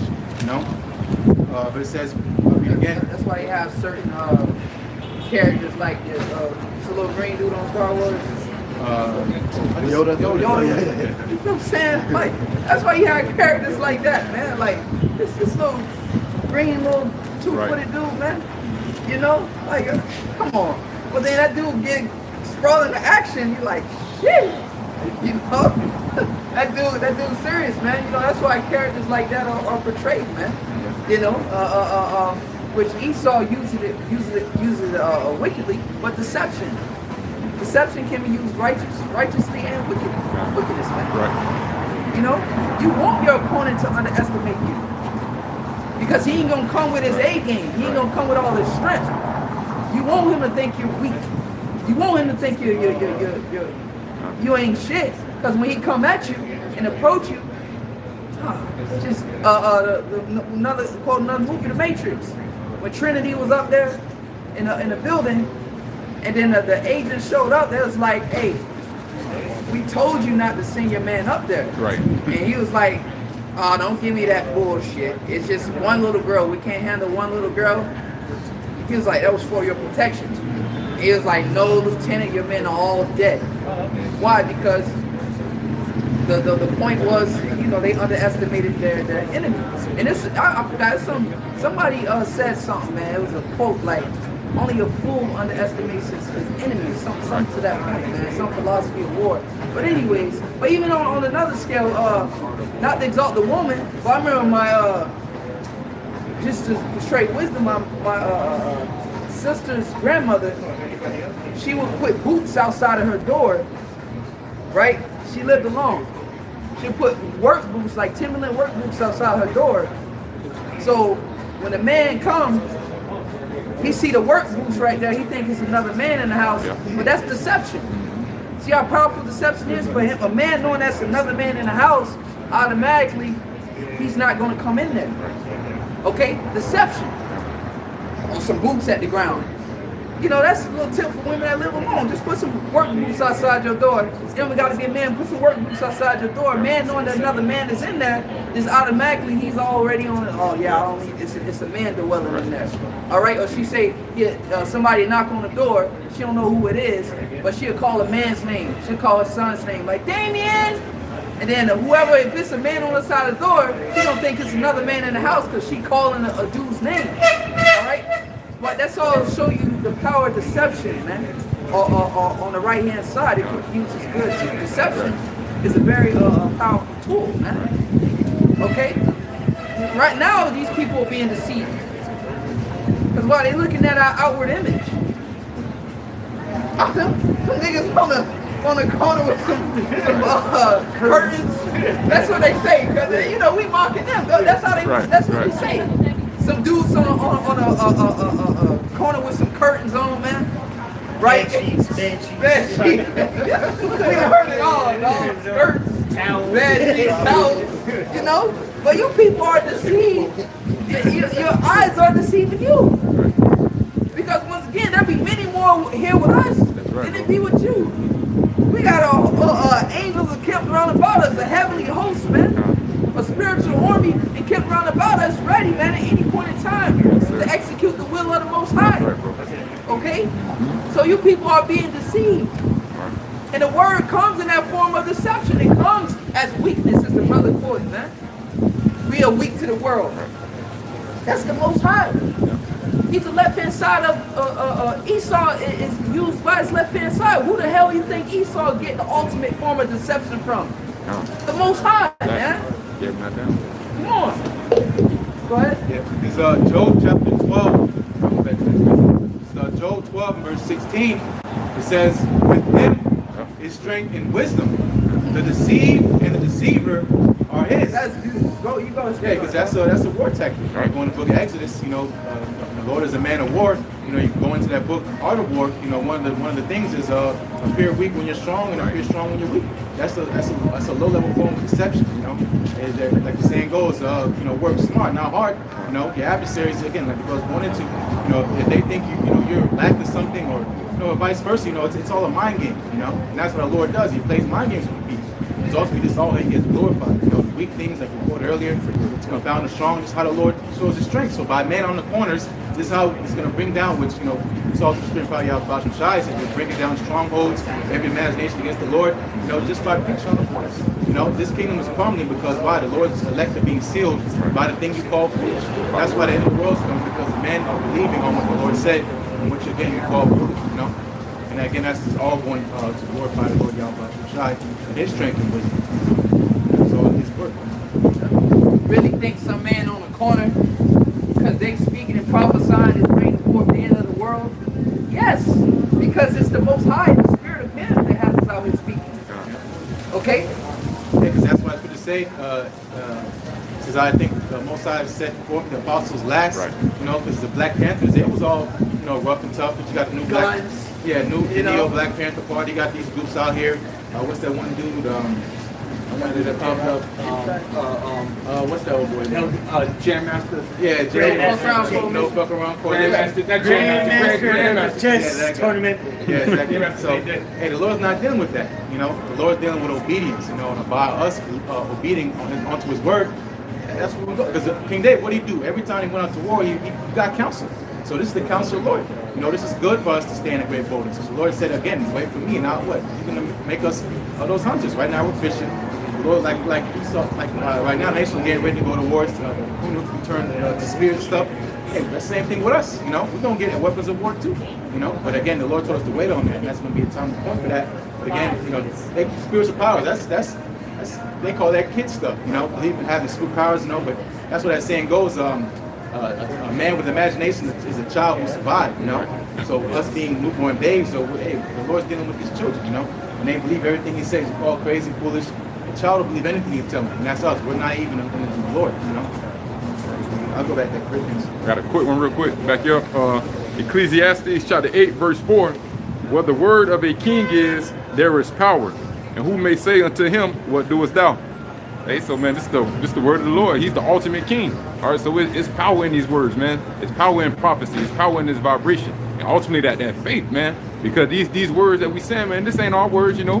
They would say, how you keep saying the same thing over and over? You know, this is the words of Yahweh Bahashim Yahushua, man. Yeah. So it's strength and it's power in these words, man. And that's it, because what Yahushua said when they came up to him, he said, I was in the temple with you there, you coming to me as a thief with knives and swords and stuff. You know, so going to the Esau coming down as that blood is because he knows what we're doing, it's power, you know. They're dismayed at it, they don't truly understand it, but they know men standing up and going against the grain in his kingdom, you know, those are the issue. Those men are the issue, you know. Hey, another thing too, Yahushua was either he was getting ready to be crucified or he was. He's like, so now you know I can call 12 legions of angels. Alright? You being carnal, man. You think I couldn't call 12 legions of angels? Like you just looking at me and just some fleshly man that's just on a cross, man. Look, if I wanted to, I can call a legion of angels to come and just turn this place upside down and get me off of here, man. Real quick. Right. But you just looking at the condition I'm in. All right. That's all you're looking at. Oh, I'm being delivered up. You know, to be persecuted, and I'm gonna get killed. Like, man, y'all try to say, man, you know, and that's the wisdom you gotta have. Like, man, look, you have to let him know. Like, look, man, this is what you see. I can call angels down right here and just turn this place upside down. All right, but then what? He'll be resisting the will of the Lord, man. Right. Of the Father. Okay? Go back to that, Brother Trump. It's 1 Corinthians chapter 4. I'll go read again. 1 Corinthians 4 verse 10, it says, we are fools for Yahushua's sake, but ye are wise in Yahushua. Yep, fools for Yahushua's sake, man. Out here. Right. Look. Scripture say about the foolishness of preaching. So this is a foolish thing in the flesh. In this carnal realm to be doing. All right, but in the spirit, it's the wisest thing you can do. Okay, which is why going back to that condition of the battle again. All right, the flesh don't want to be out here. Right.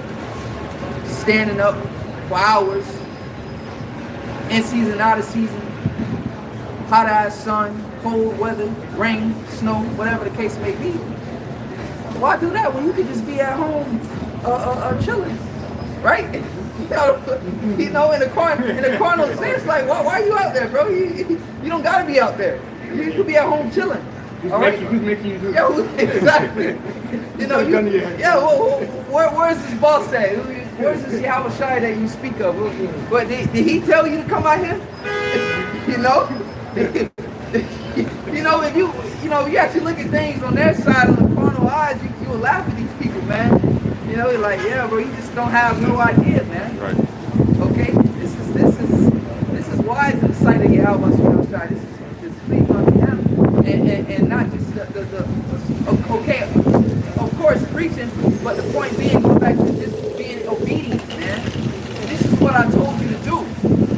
Alright? No matter how simple or foolish it may be, you're showing you obedience, man. Okay? That's what the Lord is looking for. He asking for much. Feed my sheep. Okay? It really asks for much, man.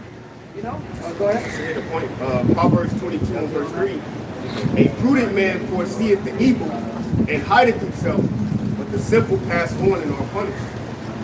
So a prudent, going to that word prudent pretty much means a man of understanding, a man of wisdom. So that's why we conduct ourselves the way we do. We don't pertain into the world, man. We don't apply ourselves to the things that we want to do. We don't entangle ourselves in the world because we foresee the evil. So to back the brother up, the reason why people think we're crazy because at the end of the day, we see the shit that's coming. We see the end game. You living in a temporary state of mind. We're living in a futuristic state of mind. Right. We see things already. We see elements melting this first heat already. Right. While you still want to parlay.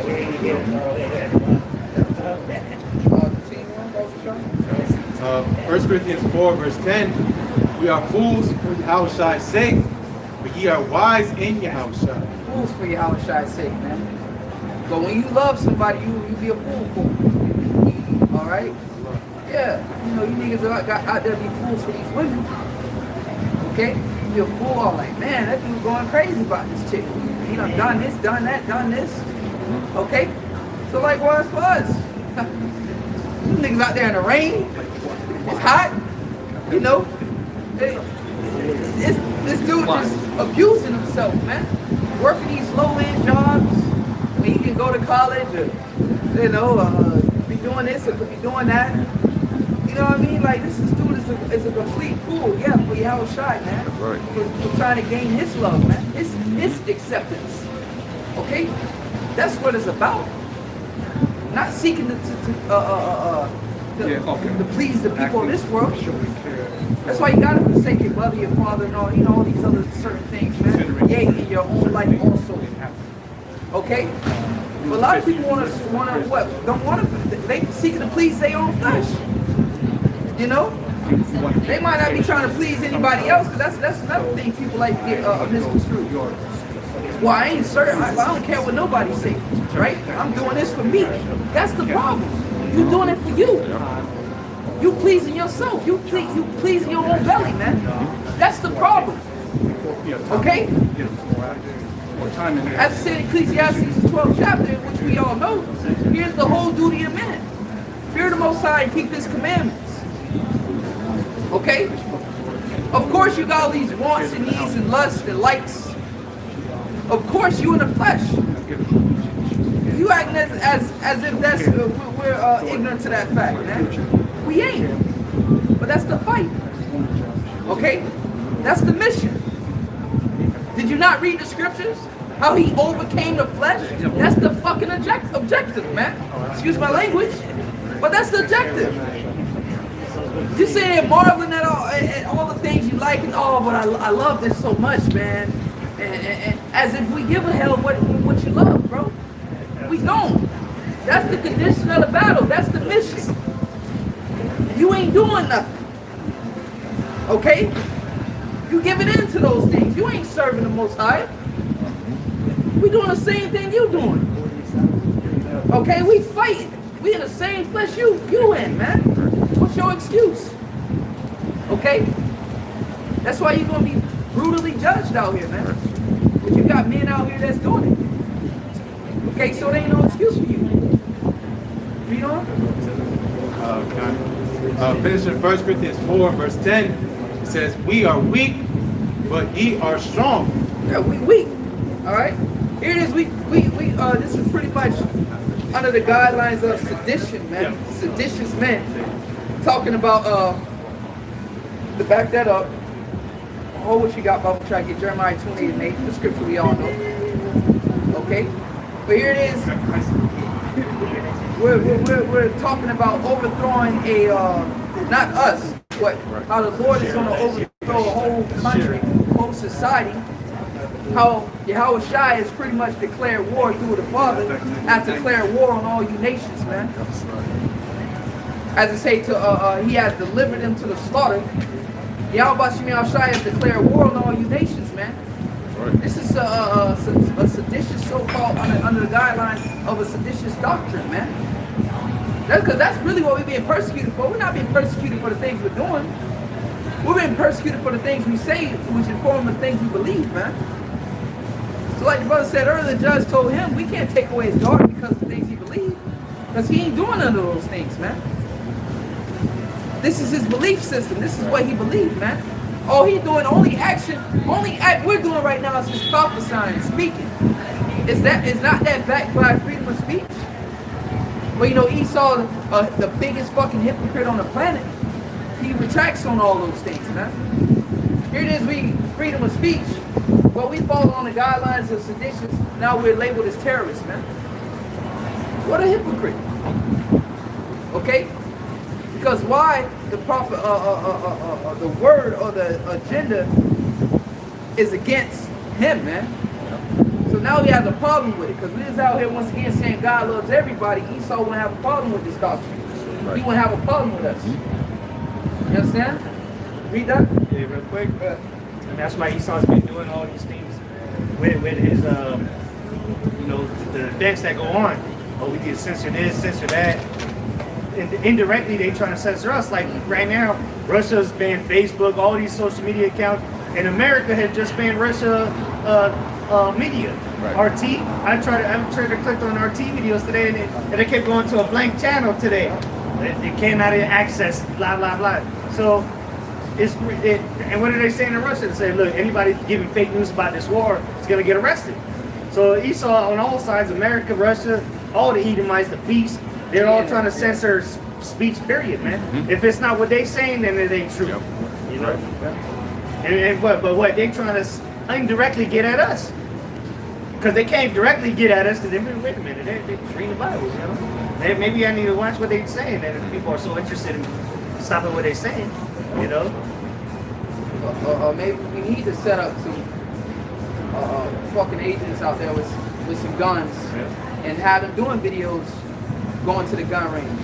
But if you're going to the gun range on your own time or whatever the case may be, you got a firearm, that's your business, man. It's your pastime. Yeah, you know, like, you know, some girls might like those type of tools and shit. All right, okay, that's what you like. In the military. Yeah, you was in the military. You like firearms, man. Whatever the case may be. That's your business. But it ain't nothing. You're not supposed to merge that with the. We out there in the garments.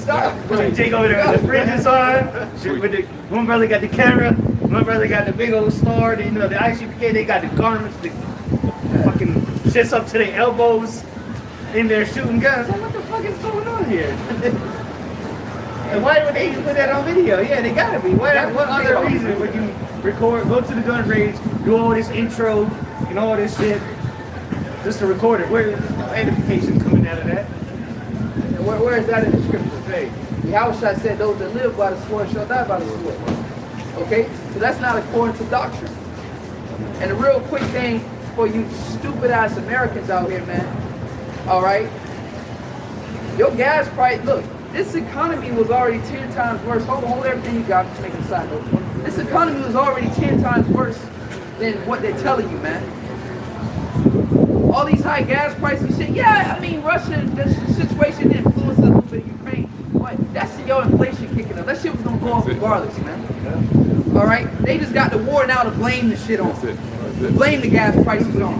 Yeah, that's it. Exactly. That's all it is. No boogeyman. That's just your fucking inflation kicking your ass now. Now they got something to blame it on. Gas $5, $6. No, that's your economy's fucked up. The situation in Russia is maybe it had a little something to do with it. Bro, your economy, that shit was gonna happen regardless. Yeah, because there's no way that they put sanctions the other day and it affected you here in America that quick. Yeah. Because first of all, what happened to all the oil they pump and hold in barrels and gas tankers and shit like that? Reserves. Not talking about the reserves that America makes, but the reserves that they bring in. Well, all of a sudden that gas right now, 3 days later after the sanctions, that don't make sense. Hey, because when you actually listen to what these guys are saying on the news, they're saying that the prices of oil futures have gone up. Futures are the contracts for the next few months. It ain't talking about like the brothers are saying. So that's the prices that they're talking about, because the investors are, again, they're pulling their money out, so it's raising the price of oil. Okay, so they do that's doing it for the future contracts. You already paid for the oil that you got now. You do pay for that months in advance. So the price that's going to be going up is months down the road. So if it's already going up, imagine when it skyrockets. And that's how I know it's bullshit, because let's say, because America, they don't like to use their own oil like that. They like to import it and use their oil for a strategic reason. But let's say they import that oil, they don't just throw crude oil into your car and call it gasoline. No, we got to go to refinery plants, well, our Citgo racetrack, and they add their own shit. You think that happens overnight? That's just a month or so on process, man. They got to go through all these refineries. They add their additives, break the crude oil down into kerosene, gasoline, plastics, all these shit. So you got a summer blend, exactly. A winter blend. You know, the shit got to be changed throughout the seasons, man. Okay. So, but all of a sudden your gas went up overnight 50 cents, and it's because of Russia. No, your economy is fucked up, man. That's inflation kicking in. That ain't got shit to do with that war over there. Your shit was gonna go up regardless. Now they just got something to blame it on, man. You know? Yeah, because what's gonna happen is the ultimate rubble. The economy is being propped up by the Fed. You know, the only reason why this economy still looks like it's alive is because the Fed keeps pumping money into it. As soon as that credit stops working, everything falls, you know? And that's why, once again, pulling out these stocks and stuff is a sign to tell you, hey, when the G-cells start hiding, that means trouble's coming. You're going to start going in bunkers and hiding on the ground, so you know something, you know? People can be let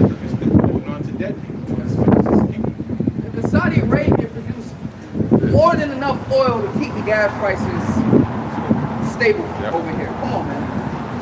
They produce more enough oil for America to where your gas price can fucking have to jump 20 cents overnight. You know, come on, man.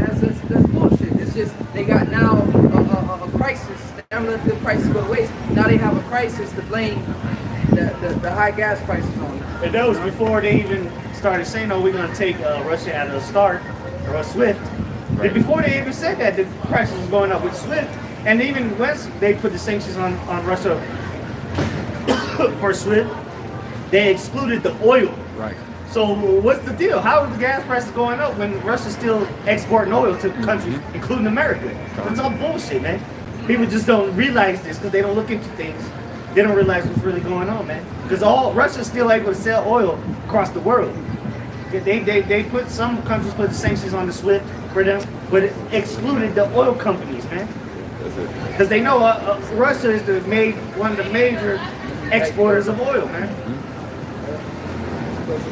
People being foolish. So if this is happening because and they're still able to export it, what happens when they stop on their own free will stop exporting oil? Because they're gonna need it. Right.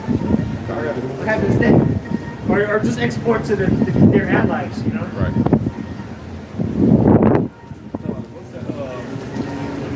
Victuals shall be so good cheap on the earth. 16, 12, Kind of 6. nah, 16. 16 and 1. Second edge was 6. No. 15. Victuals shall be so good. Oh, right here. It's the book of Second Ezra 16, verse 21. You can see gas and food prices were cheap at one point. And everybody thought it was living it up. Trump had gas at like $1.98. But go ahead and read that real Well, quick. why? Because he was using American reserves. Right. See, Trump was the man. He was smart enough to, all right, look, we need to use our own shit. And that's what he was trying to move towards. But y'all wanted Biden in the house and you got what you wanted. That's it. Open borders and no power across the world, man. At least Trump was trying to build a border, build a wall. He was using our resources to keep the prices down for that reason. That's why gas was so cheap. But now you got your boy Biden in the crib. Now he went back to the overseas oil and stopped building the wall. You know. It's the book of 2nd Ezra 16 and 21.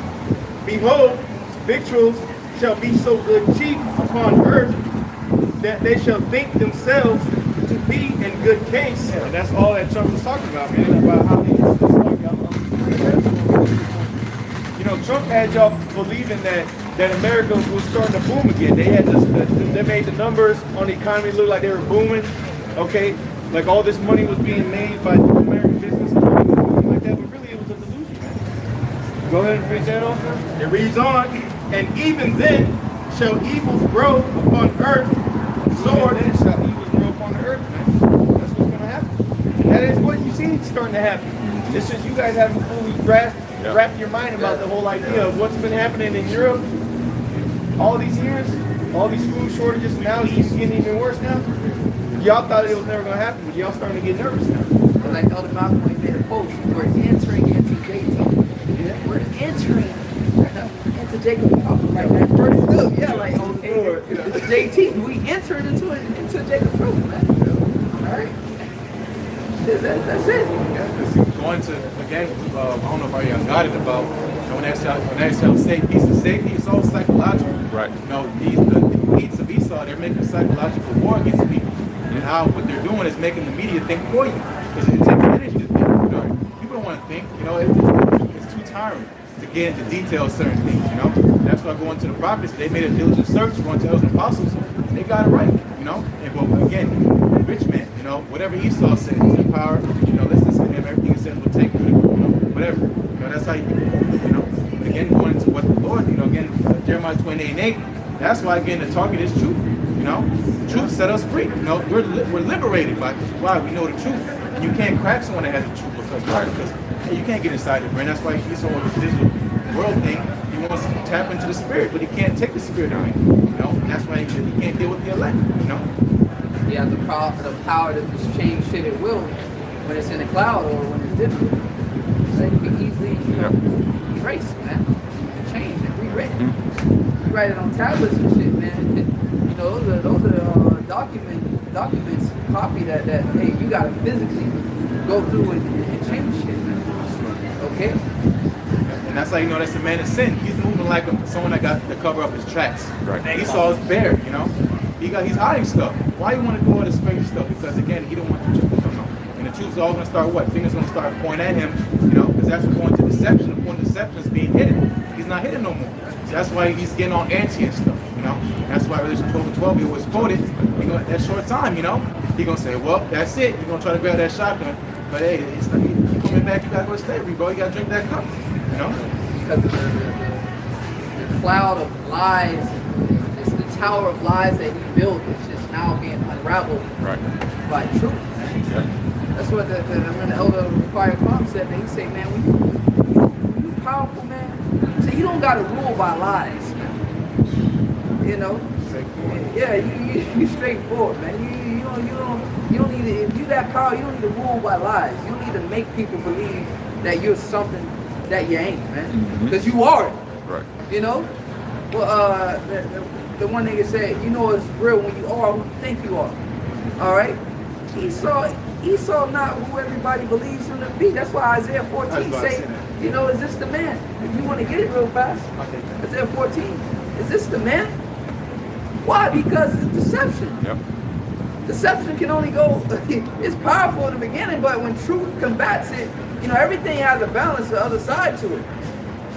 What neutralizes deception is truth, reality, what it really is. Now, yes, that was a stronghold to the point nobody, you know, that man was, because he was a golden cup in the Lord's hand. All right? So he was a stronghold, but look, the scripture's giving us the power to, Yahweh Shai is giving us the power to breaking strongholds, man. Because that was a stronghold that Esau had on the planet. Okay? So the spirit of truth came to combat that thing. That's why, exactly. That's why the truth was held back for a minute. We didn't have the truth. The strongholds had to be built up. Yeah. That's how powerful truth is. I gotta hold truth back, man, because if we let it go, the strongholds ain't gonna be able to be built up. And it only takes voicing it, because look, this is what happened to the stronghold of Jericho. It only took Israel to chant it down, man. That's what we're doing with these strongholds. We're chanting them down. Right. All right. Including Babylon. It'll show you how weak lies is compared to deception, to truth, man. You know? Because lies, you gotta go so much into it. All right, I gotta do this to back up what I just said, and then I gotta build. It's a lie on top of lie, and then you gotta do things for the lie to make the lies believable. You know what I'm saying? And then so on and so forth. All we gotta do is just tell you once, and that's it. And that's gonna break all that shit you put in 8 years of work into. It brought it down in 10 seconds. You know? Because what we tell you is gonna happen, and you gonna be like, yo, I heard this from somewhere. Oh shit! Like so, say we gotta tell you once. Going back to that's why I say he's weary in his counsel, because he's using so much energy to lie and to cover up all these things that he's doing is tiring, man. You trying to juggle? That's like you only can juggle so much. You throw another ball on there, you gotta juggle. That's how lies is. It's like, bro, you only got 2 hands. You throw another lie in there. Eventually, you're going to start dropping balls, man. You got to keep up with the lies, man. And that's where Esau Edom's at, man. He can't keep up. America can't keep up with the lies anymore, man. Oh, Al-Qaeda this and Bin Laden that and Hovid this and all of a sudden now it's Putin. Putin's the big bad boogie bear, man. You know? Now we got the senators of America talking about this nigga needs to be assassinated. Right. Meanwhile, they bombing countries in Africa at this very moment, man. It's all a bunch of hypocrisy and lies. So that's why they gotta top lies with more lies, so you forget about the old lie, man, you worried about the new lie. You know what I'm saying? There's lies on top of lies. It's a shit pie, man. Then throw some trendy video. Yeah. And then and controlled opposition, you know? That's part of his lies. Controlled opposition. You just on one channel. Yeah. You know? Breaking news from Kyiv, Ukraine. You know, one channel get one side of the story. Now, you know, I was watching the dude, I believe it's off storing desert pepper, whatever the case may be. Yeah. He's like, yeah, I'm telling you both sides. You know, the people say, oh, you pro-Russian, you for the Russians, whatever. He's like, look, I gotta tell you both sides, and then you come up with your conclusion, what you think is right or wrong. You know, he's telling, you know, Putin is only trying to do this, but you know, y'all just listen to American media, just one side of the story. Why don't you consider what's going on the other side? Then you make a judgment. That's like making a judgment. Exactly. And then with judgment, you need to examine the whole matter, right? As the scriptures say, examine the whole matter. But what people are just making assumptions, because what? Back in Afghanistan, Iraq, when the civilians, right, when the people that lived there were fighting against Americans, what they call them, insurgents, terrorists. But now the Ukrainians are standing up against the Russians, right? What they call heroes. They're standing up for their country. We need to help them. Well, where was that when the same people was doing that, or not the same people, but people were doing the same thing in Iraq, Afghanistan, Right. Insurgents, Serious, they're right. terrorists. But now they're heroes, and they're look how valiant they are because they're standing up against Russia. That's all bullshit, man. But the same, you flip the card on America, there was insurgents that were coming up against the liberty of America. They were trying to stop democracy when they were just trying to defend their homes from being blown up by drones. But here, it's happening in Russia, which Russia's justified in their actions, if you really know what's going on. Now the Ukrainians are heroes. They need to be lit. We need to send more army technology to them, more missiles. Send some RPGs over there for them. Why didn't y'all do that for Iraq and Afghanistan? Oh, because y'all was busy invading them and killing them. That's why. I'll never forget. I remember watching a video, I believe it was Iraq, Afghanistan, where basically the civilians, man, told the soldiers, like, look, man, we don't need y'all over here. Get out. Yeah, these people don't bother us. Yeah. You know, these people who y'all talking about terrorists, Al-Qaeda, or whatever. Forget how many different names they come up with. People. I forgot who they was, what name they was at the time. You know, but he told us, he said, look, these people don't bother us, man. Y'all here for nothing. And people not over here causing us harm or whatever the case may be. And you just got some people that's standing up, some freedom fighters, right? Just resistance, like the brother's going into. Just trying to protect their country, man, from you. Because you over there for business reasons. So to say, you know? Come on, man. Yeah, but your lives and everything's being unfolded. You got that? Yeah. It's Isaiah 14, and start at verse 12. Isaiah 14, verse 12. It says, "How art thou fallen from heaven, O Lucifer?" Yeah, and Lucifer just light bearer, man. All right. Those that control of the light, the wisdom of this time, and illuminated ones. Who you call the Illuminati? Okay. How art thou fallen from heaven in the condition of luxury, man? A condition of peace, you know, a condition of paradise. How are you falling from that state, which this is a future prophecy, man? Okay, when you go on the etymology of the word Lucifer, at the time it was talking about a Babylonian king at that time, man. So when he was talking about Satan, if you want to get chronological, okay? But anyways, they are falling from that position, man. Okay, because at one point in time, you know, to be an Edomite, you know, that name, especially in America, Edomite, that name rang bells, that name opened doors. Right. Okay, oh, you American? Come right on in. Now you go somewhere and talk, especially 22? February, what is March 4th, 5th? 2022, you go somewhere talking about you an American. Beat your ass. Oh, man. Well, and that's true because look, even in foreign countries, you used to say, "Hey, I'm American. I'm American." Well, they wouldn't touch on shit, you know. Yeah, They just said, you know, not arrested, but put some cuts on them and we'll send them to the embassy because, you know, we fuck with them. We might have to go to war. Yeah, exactly. Now, look what happened to this black bitch that's in the WNBA in Russia. I'm sure she was saying, "I'm American." What they do? They locked her ass up. She ain't coming home, man. She gonna die over there. What you gonna do about it? Yeah, what you gonna do about it? Ain't nobody come for you. Just like they ain't coming to the help for Ukraine. They didn't do very well in Afghanistan. America's looking like a big joke, man. So if you say you American, you might not even make it to the embassy, man. Shit. You might not make it off that block. Take you out back, man. Yeah. Take you out back. That happened in North Korea recently. Some reporter or something was over there. He crying, please, I have a family. I think the nigga, he end up dead somehow. They over there beating his ass with phone books and shit. You know what I mean? Yeah, you think North Korea cared about? Yeah, on your news. Let's go show you America's a big ass joke, man. Why you ain't go get? Why you ain't go in there and get them then? Right? But this is their claim. Oh, we do not. We don't negotiate with terrorists. That's what I'm looking for. We do not negotiate with terrorists, man. All right, so they got you holding you for ransom.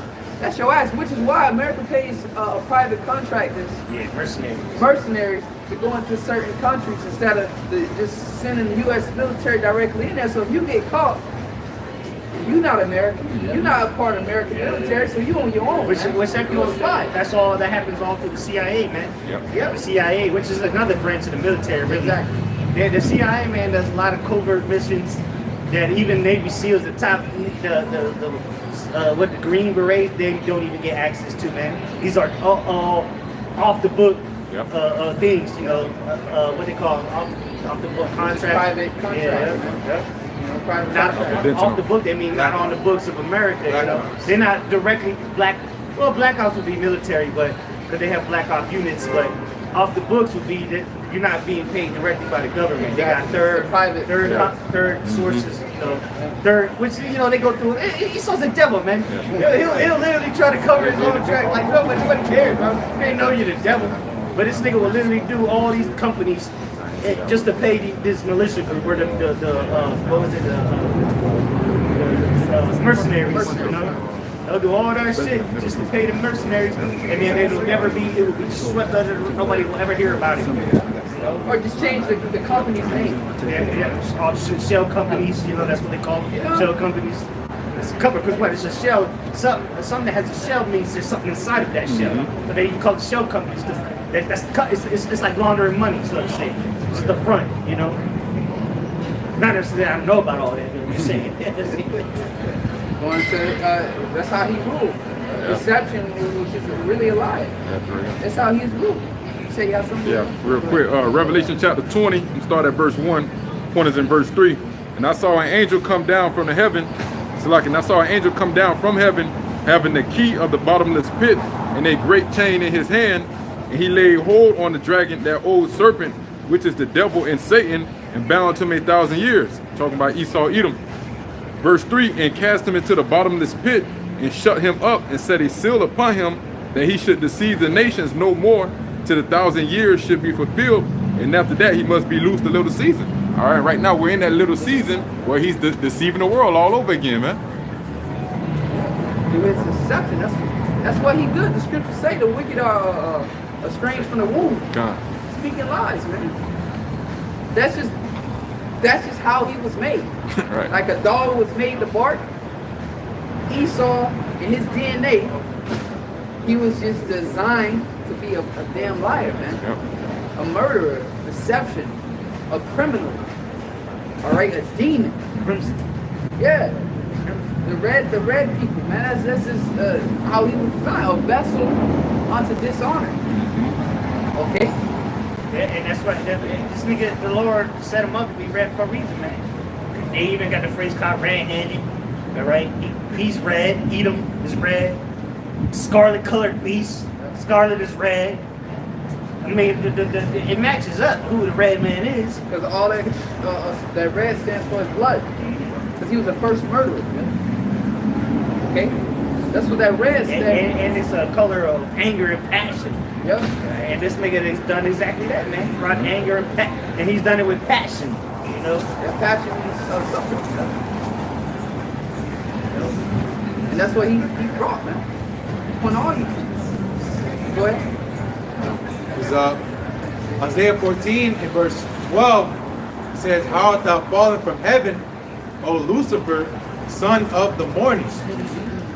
How art thou cut down to the ground, which didst weaken the nations?" Right. Weaken the nations, man. Starting off with your philosophy. If they don't want to abide by your philosophy, your doctrine, or your way of life, or they don't want to do a business with you, you physically went in and weakened them, man.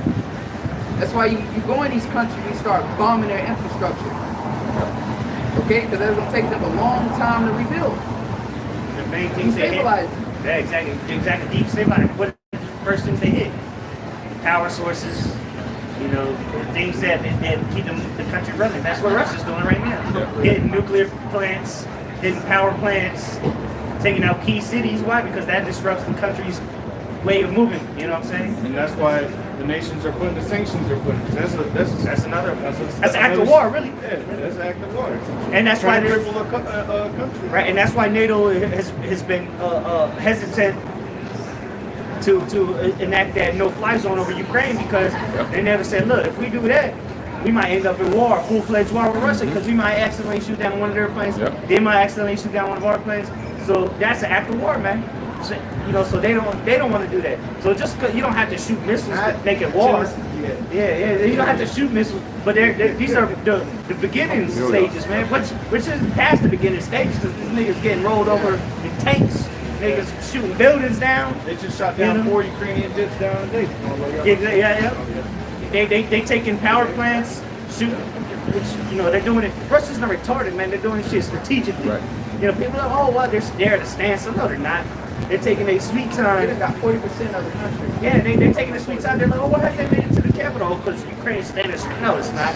It's because they're moving strategically, man. Taking things out strategically, man, and surrounding the capital. Right. They just, through the spirit, just got 3 alerts. MasterCard joins Visa and moved to suspend operations from Russia. So more attacks. That's warfare, man. That's financial warfare. Like brother was talking about crippling a nation. You know, that's why Russia or China is like, you know, we're not going to stop our imports. They're going to keep that line in India. You know, try to keep each other up, man, because that's what true allies really do. You know, that's that military coalition right there. You see, look, we ain't gonna stop them business. Right. Russia, we in this together. Right. So we say. That's why you got some of these other nations now too saying like, hey, we ain't been putting sanctions on Russia, because they're starting to be like, hold up. You got Mexico even as being one of those nations. You know? It would benefit. That's what I'm saying. Look, what do America, we gotta offer us? Yeah, and India, they just came out, I think it was earlier this week, they said, look, we got nothing to do with that war, we don't want nothing to do with it, it's America's, they said it's the West, it's because of the West that this is going on, so we don't want no part in this, man. We're gonna continue to deal with Russia like we've been doing. That's what India's saying, which are what? The Elamites, the Persians. We already know where Iran stands, you know. So, hey, the sides are being chosen, man. The line has been drawn in the sand. You can get on this side, you can get on that side. But ultimately, everybody's going to get on this side where Russia's at. Hey, just like that video, once again, the brother of Firecom made like 2 weeks ago, the other, where he was saying, like, they did like a study on the monkeys. And the one the monkey that ruled in like by brute force, you know, he ruled, you know, because they got what's the word looking for? Let's say packs, for lack of a better term. All right, the packs, the monkey that ruled with brute force. All right, he didn't last that long, man. Okay, because once they was like somebody would come up and challenge him, and he getting all torn up and beat up, nobody would come in to help him. All right, because he ruled in with brute force. They feared him, but they didn't love him. Right. The elder was going into, you got to be feared and loved to have a great reign, man. And he's like the one monkey that ruled.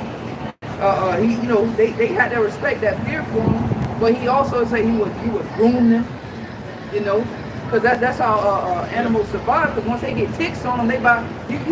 I watch some animal shit. The ones that's full of ticks, it shows he ain't been by a pack that much, because the other monkeys and shit would have picked that off of him and ate it. Yeah. So if you see an animal that's full of ticks or something, it's like, man, he's been isolated, man. He ain't been being groomed by the other animals. So that's like, he was like that. That one ruler, he would groom the monkeys, the other males around him, all right, to develop that love. So then when he was challenged, they did see some weakness in him, and somebody else would come and challenge him, they'd come to his aid. Right. You feel what I'm saying? Like, hold on, that's my leader. Right. You feel what I'm saying? They would come to his aid, but America ruling everybody with brute force. So once the beast is wounded, who won't come? The scripture saying none hinder it. Who won't come to aid them? Now that you're weak now, you didn't show us love when you was in power. We only feared you because you ruled by brute force. Going to Isaiah 14, we're going to continue going to. We only feared you because you was ruling by brute force, man. But what about, pretty much, how can I put it? When they came to showing love and showing mercy, all right, you was only in it for yourself, man.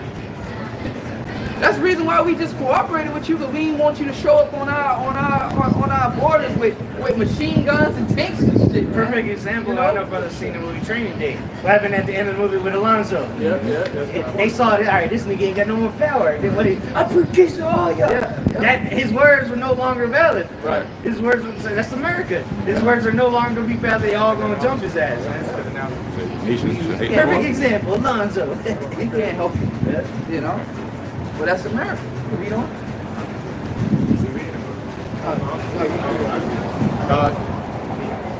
Just real quick.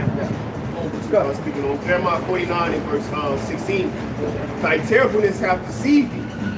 Thy terribleness have deceived thee in thy pride and the pride of thine heart, O thou that dwellest in the clefts of the rock. Right. And holdest the height of the hill, though thou shouldest make thy nest as high as an eagle, I will bring thee down from thence, saith the Lord. And going with that scenario that your brother had brought up, a training day, he was proud, man. That's the spirit of Esau. He's proud, he's boasting, his terribleness have deceived him. Okay, if he feels that the way how he's moving, okay, everybody will do it, man. If it's not his way, then there's no way it's possible, man. Okay, that's why he's going to be brought down by the Lord. So sit back, prophesy, and let me help watch you now start praying this way. Even his number one, his companion, Alonzo, Officer Hoyt, he turned his back on his ass. That's why he did him dirty, made him smoke crack, threw him under the rug with the killing and shit. So what? He was the first one to hop on board. That's America's ally. They're gonna be the first one to hop on board against America, man. Jake, he watched it. He came into the thing with a pure mind. Yeah, he wanted to be righteous. Basically a real detective, or whatever the hell it was. And then he came in and realized that this whole shit's corrupt. This nigga is corrupt as hell. And then he realized he's trying to do everything the right way. He had morals. And his name was Jake too.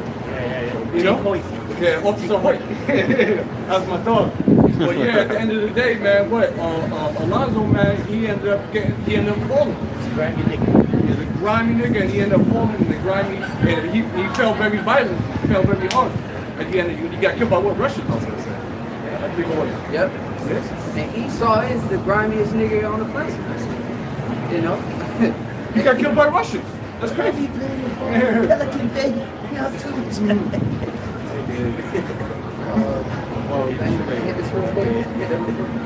This is the book of Obadiah 1 and 7. All the men of thy confederacy have brought thee even to the border.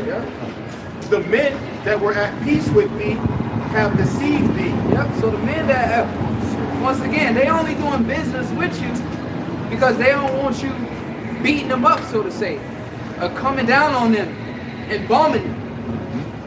Okay? That's the only reason why these nations cooperated with America, because they feared their military, man. Okay? But going into a prophecy that you didn't consider, let the weak say I am strong. All right? I quote one of Paul's favorite quotes, everybody got missiles. Okay? So now look, the men out of peace have deceived you. So when they get time to let one off on you, when they see that opportunity, which that window of opportunity is going to be presented, okay? Because it's prophecy. So that window of opportunity to let one off and really the Most High releasing His anger on you, man. That's really what it is. The Most High judging you with His anger when these nations begin to let these missiles off. Because then again, I quote the brother Mike Olive. He said nobody in their right mind really wants nuclear war, and he's right. Which is why the Most High is going to have to put a spirit on them to shoot those missiles off, man. They all know what'll happen. The term mutual assured destruction. Right. It'll be complete devastation on all ends, both sides. Even if you so-called considered a winner, bro, your shit's so destroyed. It's like, can you even? It's like, you know.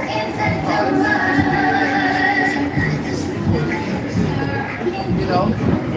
But that's like you going up telling somebody, oh, I beat that nigga up, but you got 2 black eyes, a broken nose, a cast, and you down there on crutches, but you running up talking about you done beat somebody up. You should see the other guy. That's he might shit. But you should see him. Like, bro, you beat him up, bro. Look at you, bro. You all torn up, man. Okay. I hope that nigga dead in that case. You gotta beat him like that. I hope the nigga dead. Yeah. So that's pretty much is what's going to happen if those missiles are shot off. That's why Esau, once again, quote the description the brother just read, thy terribleness hath deceived thee. You think you're the most terrible one, but you about to be brought to the king of terrors. That's right. Because you ain't got the heart to shoot off the missiles. That's why I say it's the Most High's will. We go to Revelation 17 chapter. Well, it was in the will of the Most High, man. He put it in their hearts to fulfill His will. Because you ain't got the heart to shoot those missiles off. Because you know the devastation. Because you even, to prove that, you even repented when you created the missile. Okay? I have come deaths and destroyers of worlds. You like, damn. You know, you repented from that, from the weapon you created, because you knew the devastation that it could cause. Okay? So go to show you somebody more terrible than you. Okay, the king of terrors put the spirit on you to create those weapons, man. That's the problem. Esau, once again, thy terribleness hath deceived thee. You thought you was terrible. You thought you was the baddest dude on the block, man. And the reason why that, you don't believe in the Most High. You don't acknowledge the Most High in none of your doings, in none of your ways, because if you did, you would the Most High put the spirit on you to create these things. But still in your pride, you still won't acknowledge Yahweh Bashem Yahushai, because you still can't grasp the fact that you created a weapon of mass destruction. Still to this day, that's why they try to have that agreement. I forgot what it was called, where they got rid of each side agreed to get rid of missiles. Like, denuclearized. Like, look, let's get them. Because you don't want them there, but they there now. You didn't want to create them, man. Do you not see that somebody empowering somebody more terrible than you, that put the spirit on you to create those? So now you caught up in your pride, all right, and you don't want to back down. The other side don't want to back down. Now y'all all of you just creating missiles, man. Stockpiling more missiles, man. Okay, go ahead. Yeah, because ultimately, you know, these the Most High missiles. You know, and like the Apostle Paul always speak about, this also is chip.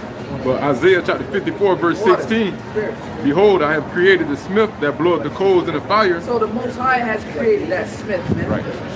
You had a locksmith, the blacksmith. All right. Well, that modern day smith are those nuclear scientists, man. The wise men of team and them German scientists that America and Russia split. Okay, after the war. The Lord put the spirit on those devils to be those weapons, man. To create those weapons. Okay? Yes. Yeah, because it says in the book of Job, it says there's a spirit in man, you know, the inspiration of the Most High gives them understanding. When the deep sleep falls upon them, you know, the Lord seals their instructions. So these devils, when they go to sleep, when they wake up, they want to do evil, you know? It says they lose rest if they can't do some evil, cause people to fall. You know, so again, going to the spirit the Lord made him to have, that's what he does. You know, he can't help it. If he tries to do good, it feels wrong to him. You know, you don't feel right doing it. You know, like we do something off, it's like, man, I'm not in the spirit. You know, that's how Esau feel. I'm not in the spirit right now. You know, I should be making niggas, you know, destroy themselves. You know, killing niggas, stepping on them. You know, rushing them. Yeah, there you go. That's what he loves. You know, since thou hast not hated blood. You know, man on the earth, you know, they're just so great, you know, that they can just figure this shit out on their own. The Lord inspires them. Gift means the breath. You know, when you're inspired, you know, it's something above you get it from. You know, you're inspired. Something motivates you. You know, the Lord motivated Esau to do that. I don't know what came over me. Exactly. You know, that's what people. I don't know what came over me. Right? You know? And then we had that, what they say, the post nut clarity. Now you're thinking right. Right. You know, it's like, man, I should never did that. Like that's how Esau people these missiles. You know. I should never. Let Yeah, that shit you're damn off, right. dog. You shouldn't have created the missiles, man. Maybe you should have talked it over. You know, that was out of your hands. You know? Keep reading. Oh, sure. Isaiah 54:16, behold, I have created a smith that bloweth the coals in the fire, and that bringeth forth an instrument for his work, and I have created the waster to destroy. So the Most High has created the waster to destroy, man. The missiles. And man, bro, we were just talking about it at the camp on the side, man. The missiles, bro, when you see those missiles launch, first you hear that. So much devastation in something that looks so simple. Man, and that thing is finna just come down and just bring forth the worst judgment ever known to mankind, man. Destroy nations. Melt elements. And that shows you Esau's not empowered because he has nothing to stop that. That's why he doesn't want to shoot missiles because he has nothing to stop it. If he has something to stop it, he encourage it because I got something to stop these missiles when they shot off. You know, but he don't because the spirit of the Lord is going to be on those missiles when they shoot. You know, it's hard. Esau can't even control a wildfire. Once that shit get out of hand, like Cali and all that, once this shit got out of hand, Esau just like, look, you just got evacuation. And let this shit just burn out on its own, man. So what more a nuclear missile, man? Okay? What more of that? And the scriptures speak about how this is a fire that can't be put out, man. Okay? Go ahead, Corn. Yeah, I just want to get this word here real quick. Waste, or waster, well, in etymology. This is the etymology of the word waste. The verb is 1200. It says to devastate, ravage, ruin. It says to spoil, ruin. It says to abandon. Right? When you go into this word here, abandon, it says cease to support or look after someone, desert. Okay, so hey, the scriptures speak about this place being never inhabited again. Okay, so this is going to be the biggest abandoned or biggest desert on the planet Earth. Okay. And real quick, going into you just said waster, that's Esau's name. Wasted away at sea, that's an omen. That's how again, that's a mystery right there. You know, the waster to destroy Esau, that's Esau. Right. You know, Joshua, you know, wasted away at sea. To back that brother up, Satan divided against himself. So this man is divided, so he's going to basically kill himself. He's going to destroy himself. Right. Suicidal, that thing is suicidal. And he's going to take everybody with him. You know, he don't care about his family, that's what Esau does. He's not just going to kill himself. He feels like shit, so now everybody's going to suffer because how he feels. You know, that's how Esau moves. No integrity. You know, but that's why it's important for the elect's sake, no flesh to be saved. Esau don't give a shit. His blessings up so everybody can die there. You know, that's how he gonna feel. That's the power he has. If the Lord intervened, everything would be destroyed. You watch the movies and what Esau should have part off space. Like, damn, this shit fucked up down there.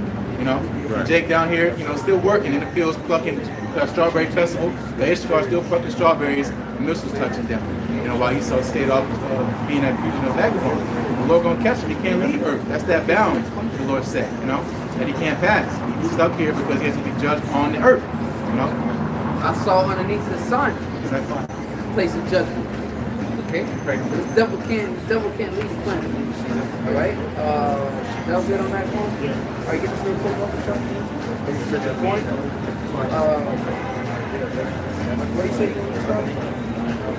Alright, go ahead. It's the book of Ezekiel 21, verse 9. Son of man, prophesy and say, thus saith the Lord, saying, a sword is sharpened and also furbished. A sword, an instrument of destruction.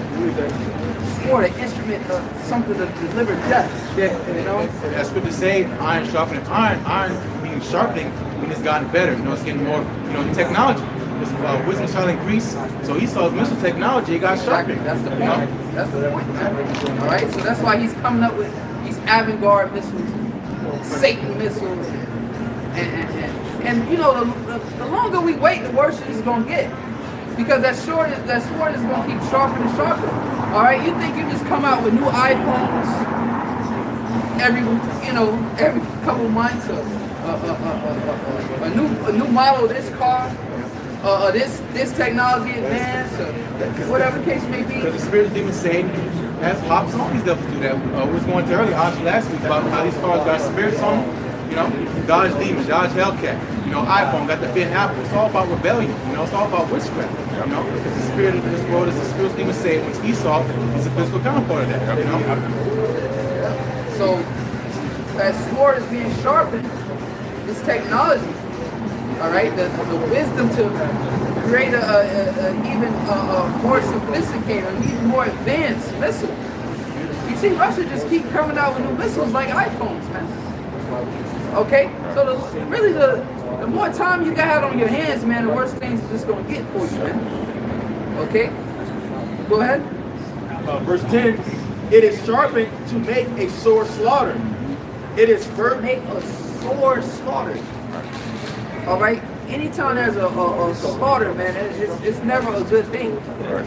Okay. When there's a slaughter, you just see lame bodies, man. Bodies just lame, just bruised in pieces. People gutted up, blood everywhere. It's slaughters. Okay. So this is what the Lord, this master plan. All right. It's to slaughter you Edomites, man, to take down your empire. Okay? And he used you to do it. Okay? You people are finished, man. Go ahead. Ezekiel 21:10, it is sharpened to make a sore slaughter. It is furbished that it may glitter. Should we then make mirth? That's what we didn't make murder. We know this place is about to be destroyed, so should we be out here living our lives up like niggas and sticks? Okay? Enjoying a world when, oh hey, that's why the Lord didn't give us a time no hour, man. I mean a day. You know? No man knows the day nor the hour. Okay? Because then you what? Oh, the missiles will be shot next week on this day. Okay? Then what would you do? You'll get your shit in order, like, yeah, I'm looking for the missiles. No, you're supposed to be looking every day, man. Watchmen. The Lord said he has set watchmen upon thy house, O Jerusalem. They used to be like, they wait for Santa Claus. Put the cookies out, leave a glass of milk. No, they come tomorrow, you know what I'm saying? You gotta clean the house up, make sure you don't leave no cold behind, you know, leave us some presents. So that's what people be doing. They want to be found good instead of not. But that's why you don't know when he's coming, man. Because where's the sincerity in that? Okay? The true sincerity is you waiting, man. Not knowing when your Lord does come. Well, you found up waiting. Okay? And rather it's 30 plus years, 20 years, 15, 3 months, 1 year. Hey, everybody has their appointed time. How long they waiting, man? But it's coming. Okay? We'll go to show you the integrity and the character of the men that have been waiting. That's why we give scriptures to speak about giving double honors to the elders that rule well. Okay? To be to prophesy these things that were afar off. Okay? But now that are at the doors, like scriptures say, know that it is even not even at the doors. As we always go into examples of the USSR sign. How long has the elders has held that sign up, man? Okay? USSR. And that's an even more sophisticated sign of that USSR sign. It was a time where it didn't even look like that, man. They're just holding up a big ass nuke cloud, man. A big mushroom cloud. Okay? But they saw the vision. Okay? They imagined missiles coming. They imagined the war with Russia. Now here it is, the war with Russia. Now all you motherfuckers sitting back thinking like, damn. Shit. You know what? The Israelites right, man. They might be right. You taking deep gulps. Scared. Sweating and shit. Sweating. Cold sweats at night. Just look, hoping the chip don't be made, man. Oh, how you know the destruction won't come before the chip? What kind of sense that is? Aren't you supposed to, Revelation 16 chapter, aren't you supposed to receive a grievous sword? first, how that prophecy gonna take place? How they gonna take the chip they dead? Yeah. You know? Revelation 14 would be knowing the flood. Exactly. How they gonna burn in a lake of fire if they ain't take the chips in? Yes. You know? Once again, Babylon the Great gonna be completely destroyed, man. So who's gonna be in Babylon to take the chip? If the destruction comes before the chip is made mandatory. The problem is you people just don't like that, man. Y'all got a problem with that prophecy. That's why that's gonna be the catalyst right there, man. That chip prophecy is a big deal, man. It's a big deal because that's something everybody got something to say against. You got people that's not teaching it. All right, that's gonna, man. Shoot. They made that chip mandatory, bro. It's gonna be a big deal. It's gonna be an uproar in the Israelite community, man. Okay? Well, it might be too late then. There might not be any videos being put out after that. Oh no, I ain't saying video. I'm saying people just gonna be just Yeah, that's the song. Yeah, but they definitely out of there, man. Bugging out, yeah. Bugging out, man. It's gonna be an uproar. You people really not gonna know what the hell to do. Okay? Running to and fro. Literally. Like, bro, I've been in a panic situation before. You're like, oh shit. Damn, I need to go do this. Yeah, well, the demons getting your head and you all getting beat up like you should have went and did this and did that. But then now it's out of your control. You don't want to be in that situation, man. That shit is not a joke. That shit's serious, man. Okay, hearken now, listen now, man. That shit, the MOTV is, all right, the chip, man. Okay, something's gonna be physically implanted into your arm, into your hand.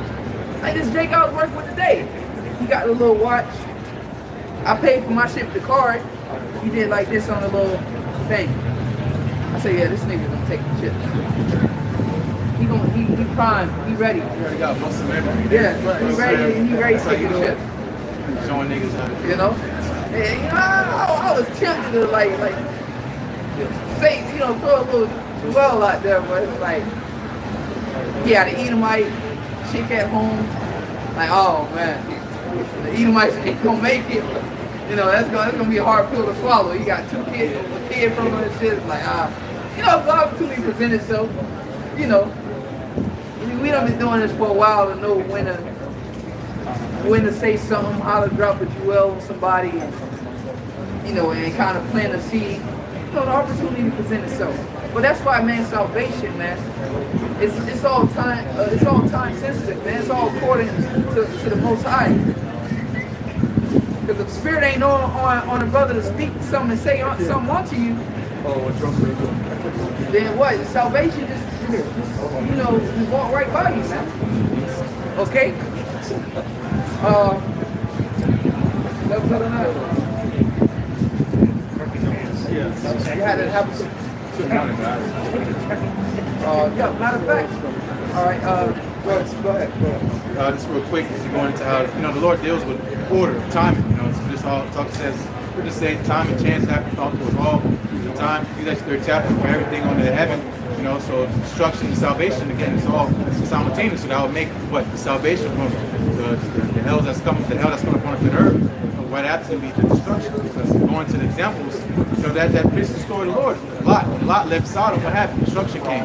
You know, when Noah got in the ark, but the flood came, you know, so we have to be leaving something, you know, avoiding something, then destruction comes, you know. The chip is that thing, you know. Real quick, this is quick. 1 Corinthians chapter 14, 1 Corinthians 14 and verse 40, it says, let all things be done decently and in order. So the Lord deals with order, man, you know.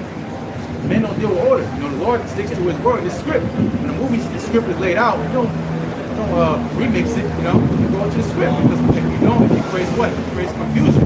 That's confusing. The Lord's telling us, oh, destruction is going to come after the, you know, the destruction is going before the chip, his name is. So that's confusion. How the hell, now what? Now there's a whole new doctrine you got to come up with now. You know, because that's what they're doing. They're preaching another Yahweh Shai. It has nothing to do with the script of the Lord, you know, because that fits to their script. You know, they got shit they want to do. They want to build houses. They want to build, you know, certain things in this world, you know, because they love this world. they're really trying to protect this world. That's why, again, this chip is the ultimate decipher of who serves the Lord, who doesn't. You know, that's why it's called an occultation. It's a trial of man's faith. Mark you know? those. Mark those who believe and who don't believe. That's it. You know, something as simple as a chip. You know, that's again, it goes to the power of the Lord. This little fucking thing right here determines a lot of weight. You know, this nigga puts a chip out, this place will be destroyed. You take that chip, you're gonna be destroyed with it. You don't take the chip, you're part of elect salvation. It's a lot at stake here. You know, the Lord is something so simple. It's the size of a grain of rice. Right? The size of a grain of rice. You know, it determines a lot, man. You know, and again, that goes into the mysteries being revealed onto the Lord's elect, man. You know. You know, pretty much go to show you, you know, dudes, that's the pride of dudes, man. You know, really, they just want to come in and, you know, instead of walking in the path and the foundation has already been laid, you know, that's a nigga for you, man. Nigga always got to come and just fuck things up. You know, I'm sorry to be honest, that's a nigga, man. We gonna do it this way. But the foundation already been laid, bro. All you gotta do is, the scripture say, other men is labored, you have entered into that rest, right? The foundation's already been set. You gotta come in, what is this, or what is that? And that's, once again, that's the spirit of the nigga woman that's on you, man. Because that's the nigga woman spirit. The black woman spirit's on you. So that's the shit the black woman does. Always got some shit to say, you know? Yeah, that's the false prophets the Lord warned us about. It is, we're this close, you know, this nigga got the whole infrastructure getting set up, you know, war getting ready, is brewing at the same time, you know, because again, all the things are playing and correlating, perfect time with the Lord. Niggas talking about the chip gonna be after, you know. Again, those are those false prophets, you know. The false prophets the Lord warned us about, you know. And then when this shit happens, like you want to, they're gonna start scrambling. They're gonna be nowhere to be found. You know, those are those hirelings. They don't care about the sheep. You know, they're full of pride, man. You know. That's so. And once again, those are gonna be questions you're gonna have to answer to your congregation. So what about this chip? They get mad at you. Yeah, Great Middlestone was saying this. Well, at my job or whatever, wherever they do it, they want us all to get this. What's up? They gonna tell you to take it. You think the Most High care if you put a chip in your arm? General Young. You think the Most High care if you put a chip in your... Yeah, he does care. Revelation 13-16, Revelation 14-9. And those that got the chip, it must be a big deal to the Most High. If he told me he gonna burn you up. So I think the Most High cares if you put a chip in your arm, man. Because he said he gonna burn your ass up if you get it. You're gonna be tormented with fire and brimstone if you get it. So I don't know. I don't think that's something to overlook. You know, that ain't nothing to overlook, man. Okay? Once again, you know, a nigga gonna be a nigga. And once we only out for the elect. Do you believe that the chip is the MOTB? We're gonna break it down to you and show you the facts and how everything lined up, but do you believe it? If you don't believe it, okay, cool, sir, you have a great day, man. We're not out here for that, man. We're looking for the elect, man. The elect is gonna take heed to the true doctrine. Alright, because if you believe that the MOTB is the chip, alright, good chances are you might not take it, man. So the Lord is providing you for deliverance. Exactly. Real quick, because you know, going to how the Most High does care if you take the chip or not, you know, because the Lord said He's a jealous power, you know. So here in Exodus chapter 20, and starting at verse 3, it says, "Thou shalt have no other gods before me," you know, and that includes yourself, because the Lord said, well, in the book of Romans it says they worship the creature more than the Creator. They worship themselves because exactly, God is their belly. Exactly, Kanye West said, "I'm a God," you know, which you know they're saying in the form of worship me, you know, worship yourselves. You're caring about your own self because you're trying to save your own skin. You're worshiping yourself, you know. It says, "Thou shalt not," Exodus 20 and verse 4, "Thou shalt not make upon thee any graven image." You know what they gonna do with you? They gonna put that shit in your skin, you know. And that's you worshiping the image Exactly. of the beast. Exactly. You know, Exactly. but being marked by his breast. All right, the graven images. What? That's the, you know, that's the those gods that they would create, wood and stone. The image, going to the image of the beast. They not necessarily gonna put a physical, you know, idol up. in the ancient world, like in the ancient world, well, it's that way, man. Because when you worship those images, it was a form of worship. It's a form of action. It's something you had to do, man. Sacrifices you had to make. Okay. So when you take that chip, you pretty much sacrificing your salvation. You done. You know, you finished, man. You just sacrifice yourself, man, unto Esau. You his now, man. You done. Go ahead. Yep. Exodus 20, verse 4, thou shalt not make unto thee any graven image or any likeness of anything that is in heaven above, or that is in the earth beneath, or that is in the water under the earth. Here's the point, verse 5, thou shalt not bow down thyself to them, nor serve them. For I, the Lord Yahweh, Shai, thy power and with jealous power, visiting the iniquity of the fathers upon the children, unto the third and fourth generation of them that hate me. So ultimately, because they hate the Lord. You know, these guys, they hate the Lord, and it's heaven. You know, they hate the Lord. You know, they're putting these things before the Lord. You know, we have no king but Caesar, right? Because here it is, Yahweh Shai is coming again in the spirit, exactly, of his men to tell you to come worship him. But no, you got no king but Caesar. You know, some of you do it out of spite, man. You went and got the job just to get it videotaped and say, hey, look, I got it. Just because y'all speaking against it, I'm gonna go get it. The same thing gonna be with the MOTB. Just because Great Millstone speak against it, or we just gonna get it to be spiteful. Just because the hate that you have for Yahweh Shai, man. Because that's ultimately who it's for. It's not for us. To completely do everything contrary, because you are haters of the Most High, man. You hate the Most High. And you lack the fear of the Most High, man. Okay? That was it on that? Alright, get that real fast. You got something real quick. Going to the point. Proverbs 8 and verse 36. Yep. I'm going to start verse 35. According to verse 36. Proverbs 8 and verse 35. For whoso findeth me findeth life, and shall obtain favor of Yahweh Shai. Verse 36. But he that sinneth against me wrongeth his own soul. All that hate me love death. You know? So pretty much bring the point home. All right. The reason why we conduct ourselves like this is because we're looking to find favor in that time of our invitation. But 2/3 of our people back the brother up. The reason why they're going to take the chip ultimately is because they sin against. They hate the Most High, man. So they're going to ultimately, the Lord is going to put the spirit in them, all right, to give themselves over to their own delusion.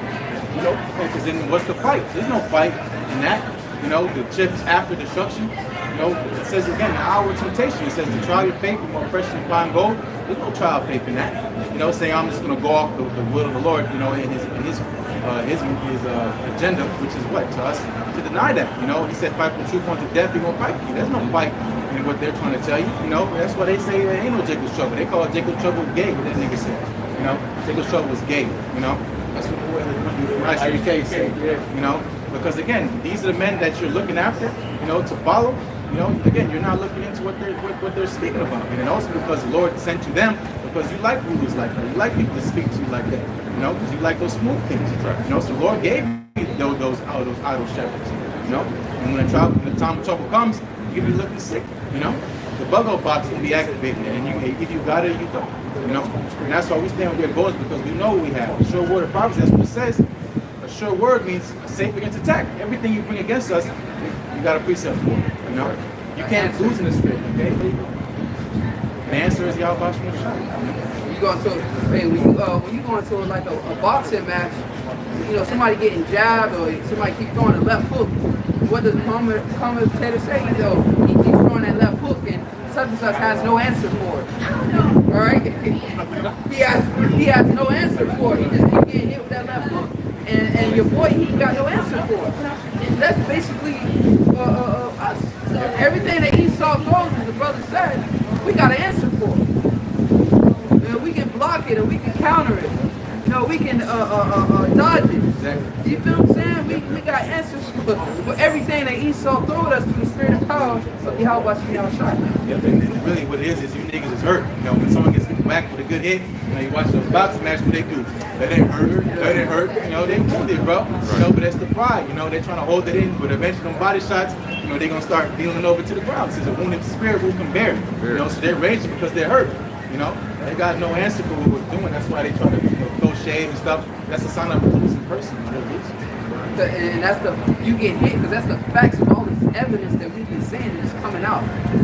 Digital system, cashless society. You get hit because you see it's going toward that direction. You just get all beat up and busted up. So you more hurt.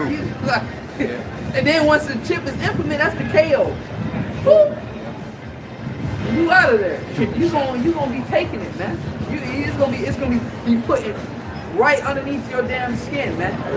It might be a couple weeks after the chip is put out there that somebody's jet gets shot out of the sky over there, you know, in the Middle East or in Ukraine. Because then it's gonna be gas pedal to the floor. Right after that. No, the brother said it's legit, man. Because once they make that thing mandatory, as the Apostle always said, it's gonna move real fast. He said it could be weeks, months, hell, even days.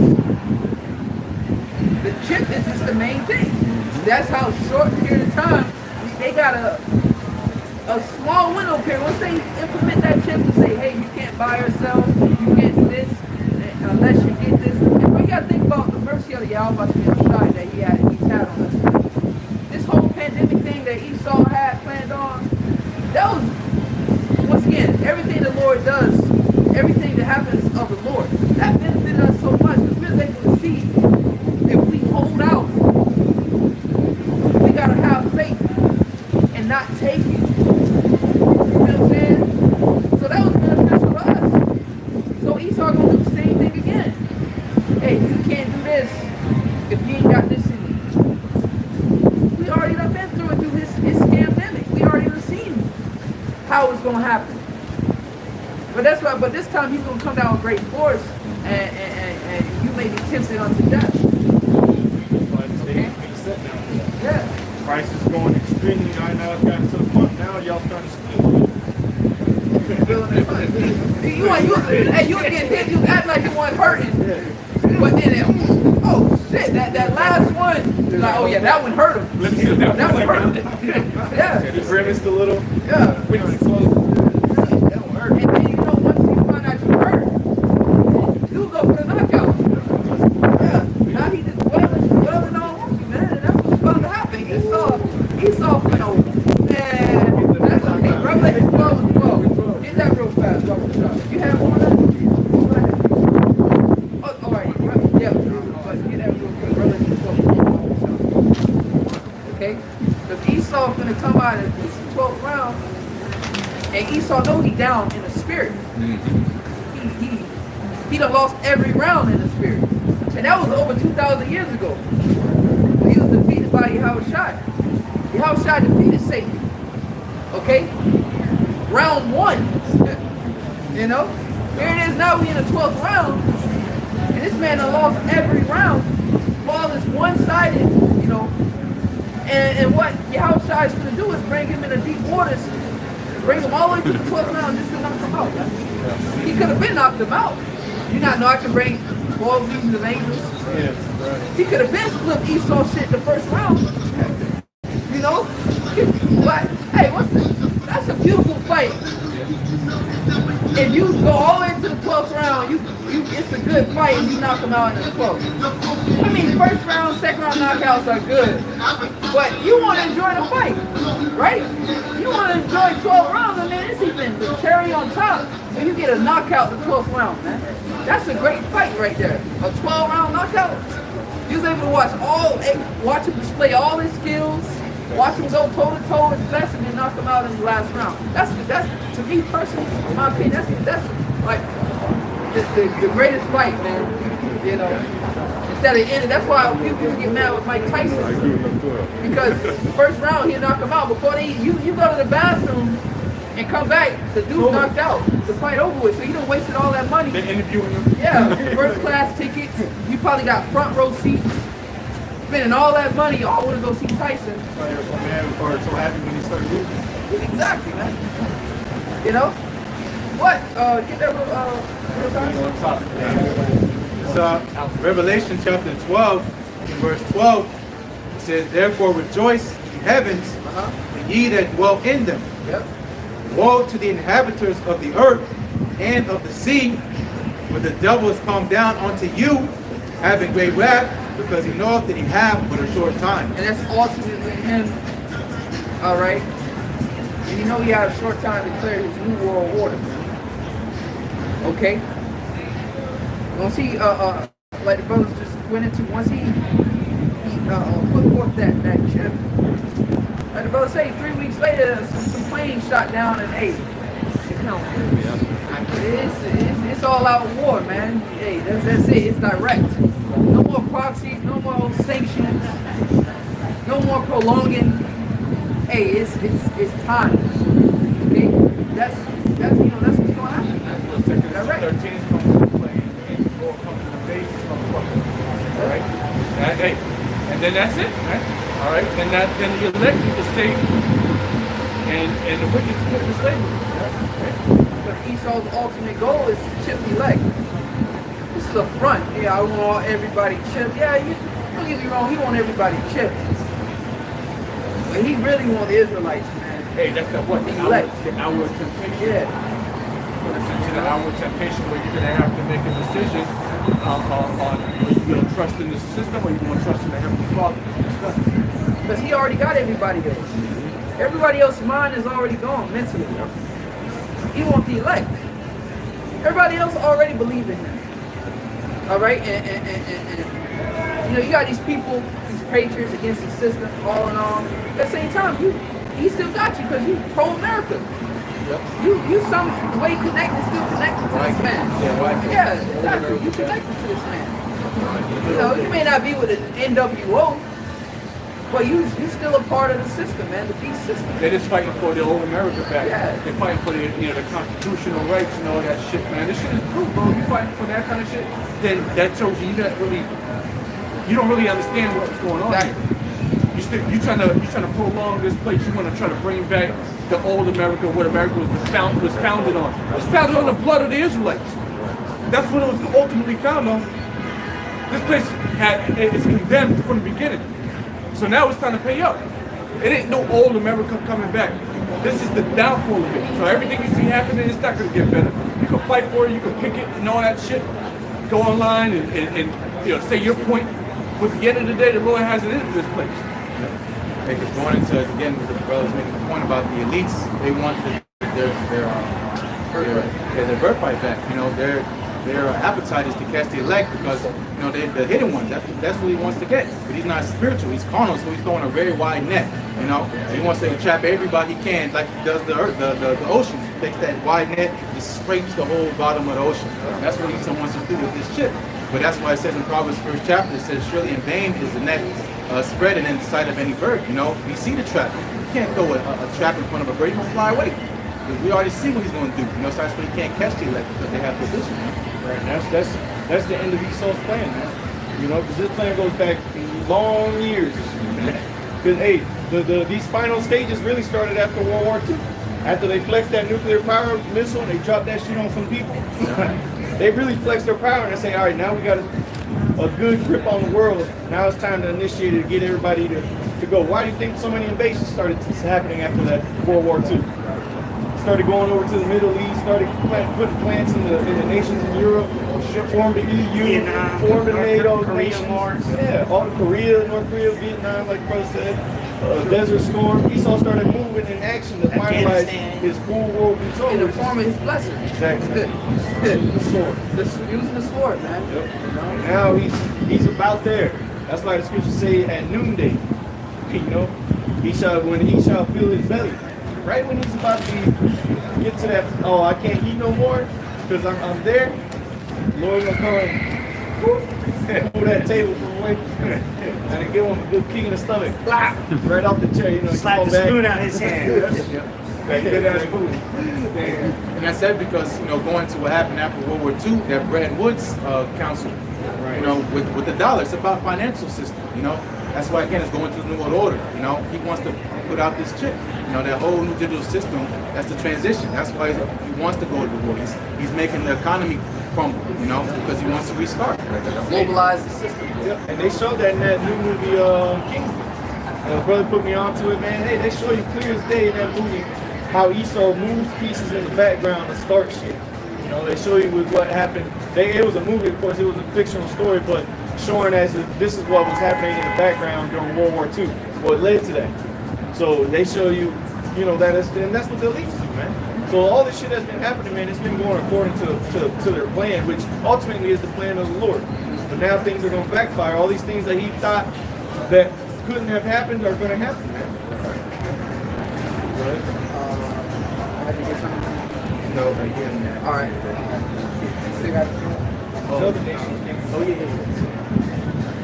Let's start out.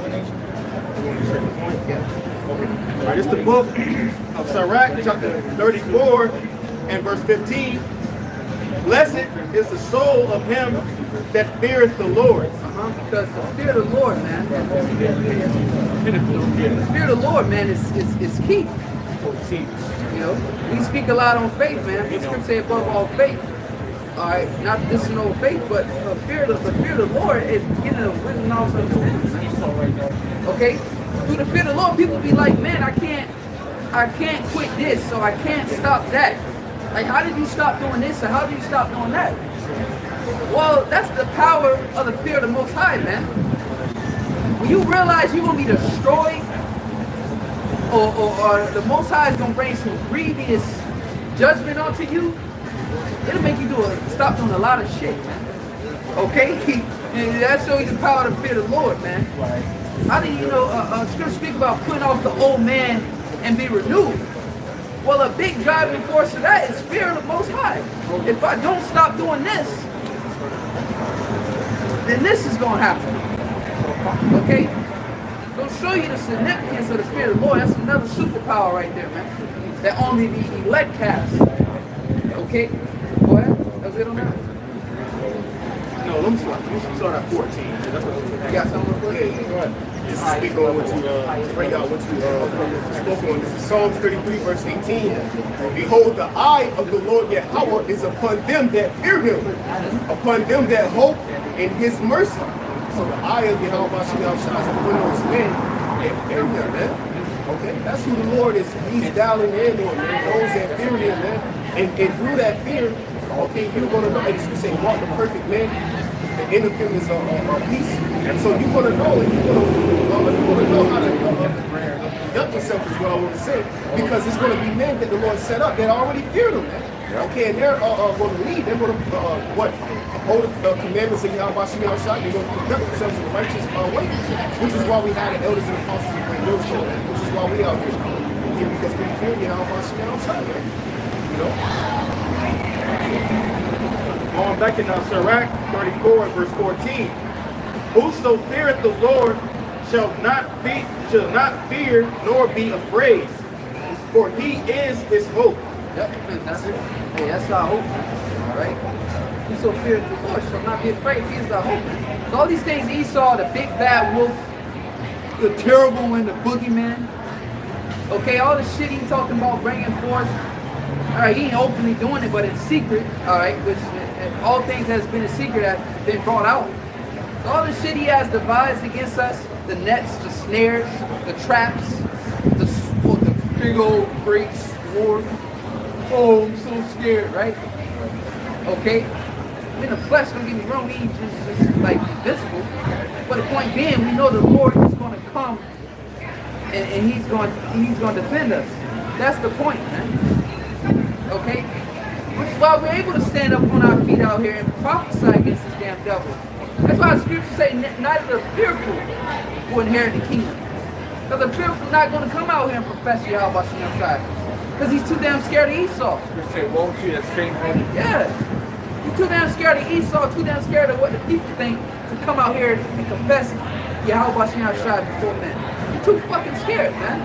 That's why you sit behind your keyboard, all right, or behind your screen on your damn phone and scoff. Okay? Because you're not mad. You comment on a man that's out here because you're not brave enough to come out here and do it yourself. Okay? So you talk shit. You ain't gonna make it into the kingdom of the Most High, man. Okay? That's why scriptures say perfect love casteth out fear. Because we love the Most High, that's why we're here. So, and the fear, the Lord said He didn't give us that spirit of fear. We have a sound mind, power and love, which is keeping the commandments. The commandment is, well, the highways and byways and business a man can to the marriage, Whatever it is, a sacrifice, being part of the body. Hey, acceptable to the Lord is our reasonable service, making our body living sacrifice.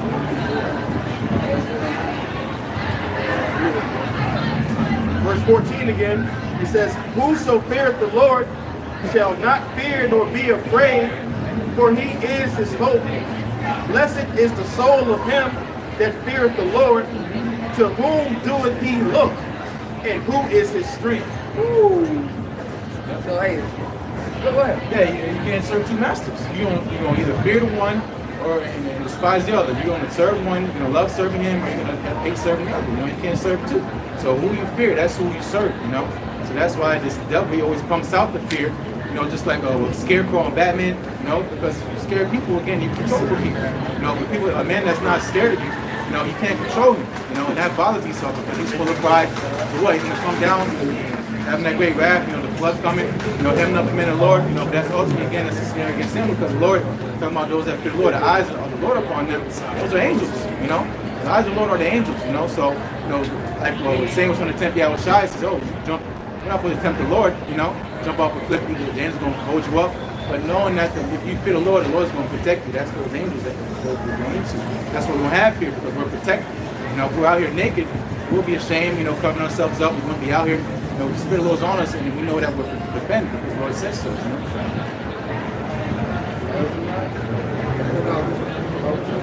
It's Isaiah 33 in verse 6.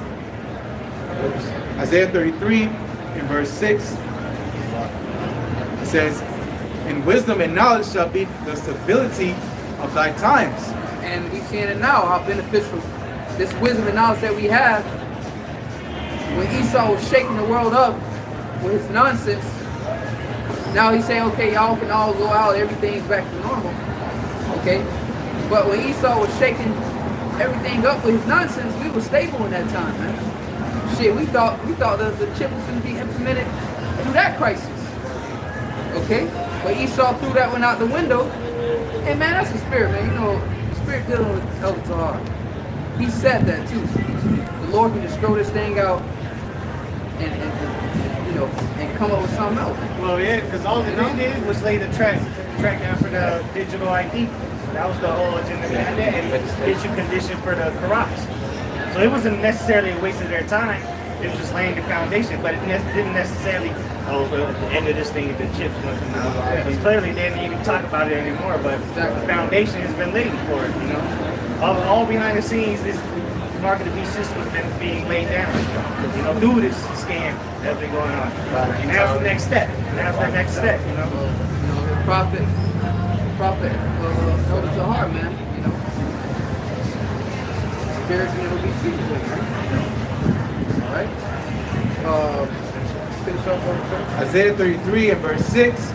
"In wisdom and knowledge shall be the stability of thy times, and strength of salvation. The fear of the Lord is his treasure." So the fear of the Lord is treasure. That's our motivation. Okay? Always had that, that got to be on top of the dome right there, man. Alright? Hey, what the Lord gonna do if I make this decision? Alright? Fear of the Lord gonna be a treasure in these times, man. Alright, that motivator. Fear of the Lord makes you stop doing a lot of things. The reason why dudes, continue to be wicked or don't stop doing that they BS because they like to fear the Most High. Oh, so they go back to the Lord. I don't fear the Lord. The more I don't fear the Lord, the more so they go out there bullshitting again, man. Go back into the world. The lack of the fear of the Most High. Alright? And those missiles ain't gonna come. That's pretty much saying you saying Howard Shai ain't gonna do shit when he come back. That's basically what you're saying when you do that type of shit. Yeah. Yeah, that's basically what you're saying. you ain't afraid. How should I come back? Hey, I'm gonna just say, Lord, Lord, right? I'm just give him a shout out, and you gonna be good, and you in there, right? Yeah. All I did my job. Man, please, man. But with that, you know, Lord's will, this is edifying. All right. If we don't see you next week, you know what happened. All right. Sir. So that we're gonna give all praises. Yahweh, Ba'ashem, Yahushai, Ba'ashem, Rakakadash. Double on self, Apostle Great Millstone, peace, all the best to those out there, put your speaking on the city, state, country. Shalom. Shalom.